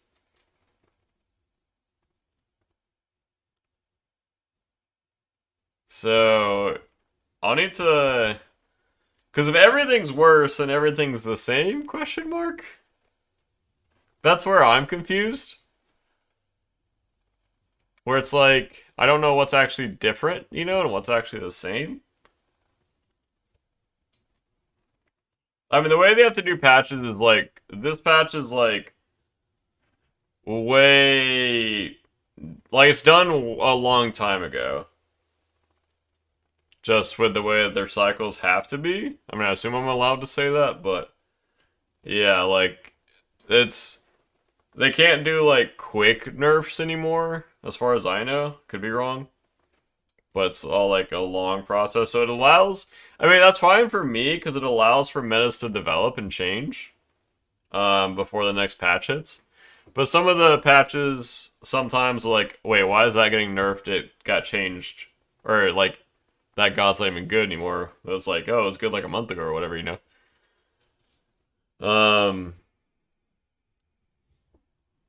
Yeah, I'm not sure what it is. I mean, I want to say it's a good first step, 100%. But I'm not smart enough to say why, or if it will feel good.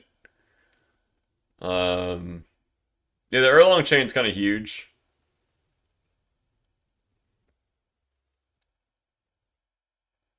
Why aren't you gonna have fun, Amanda? What are you crying about, dude? Go to sleep. Yeah, I want to say it's a good patch. Like, I want to say it's a good patch, but, I mean, yeah, I'm not sure. I mean, I don't think it's a bad idea for them to be doing this at the big, like, near the relative beginning of a meta developing. No, you're just cranky because you haven't slept yet, Amanda. Go to sleep, dude. Close your eyes. Pass out. Yeah, I mean, it might bring Devos, Trans, Ichable Hunters up. Crusher, Aussie Hunters go down. You know, late game or mid game Hunters probably feeling better now. Gilded stocks probably going up. Devos, like I said, Devos, Trans, Icky stocks going up. Late game Hunters definitely being more viable. We'll see what happens. I mean, I assume he's like overperforming in casuals. Medusa's probably still fine.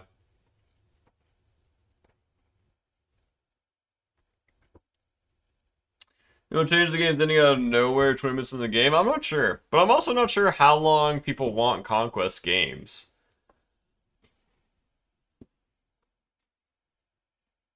Like, because I'm really enjoying the comp meta, like SPL meta, but the ranked meta is terrible. But there's not really anything like to do with the ranked meta. I don't have that much fun when I play ranked. You know, that is what it is. Yeah, I mean, I already wasn't like playing solo at all.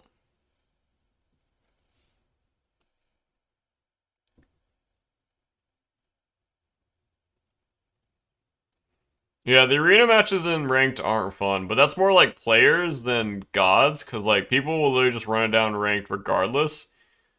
Which I hate the arena smork like ranked games where it's just an arena game and there's no like yeah, there's no like strategy, there's no like thought process. People are just like slamming their dents. Misos and Vinter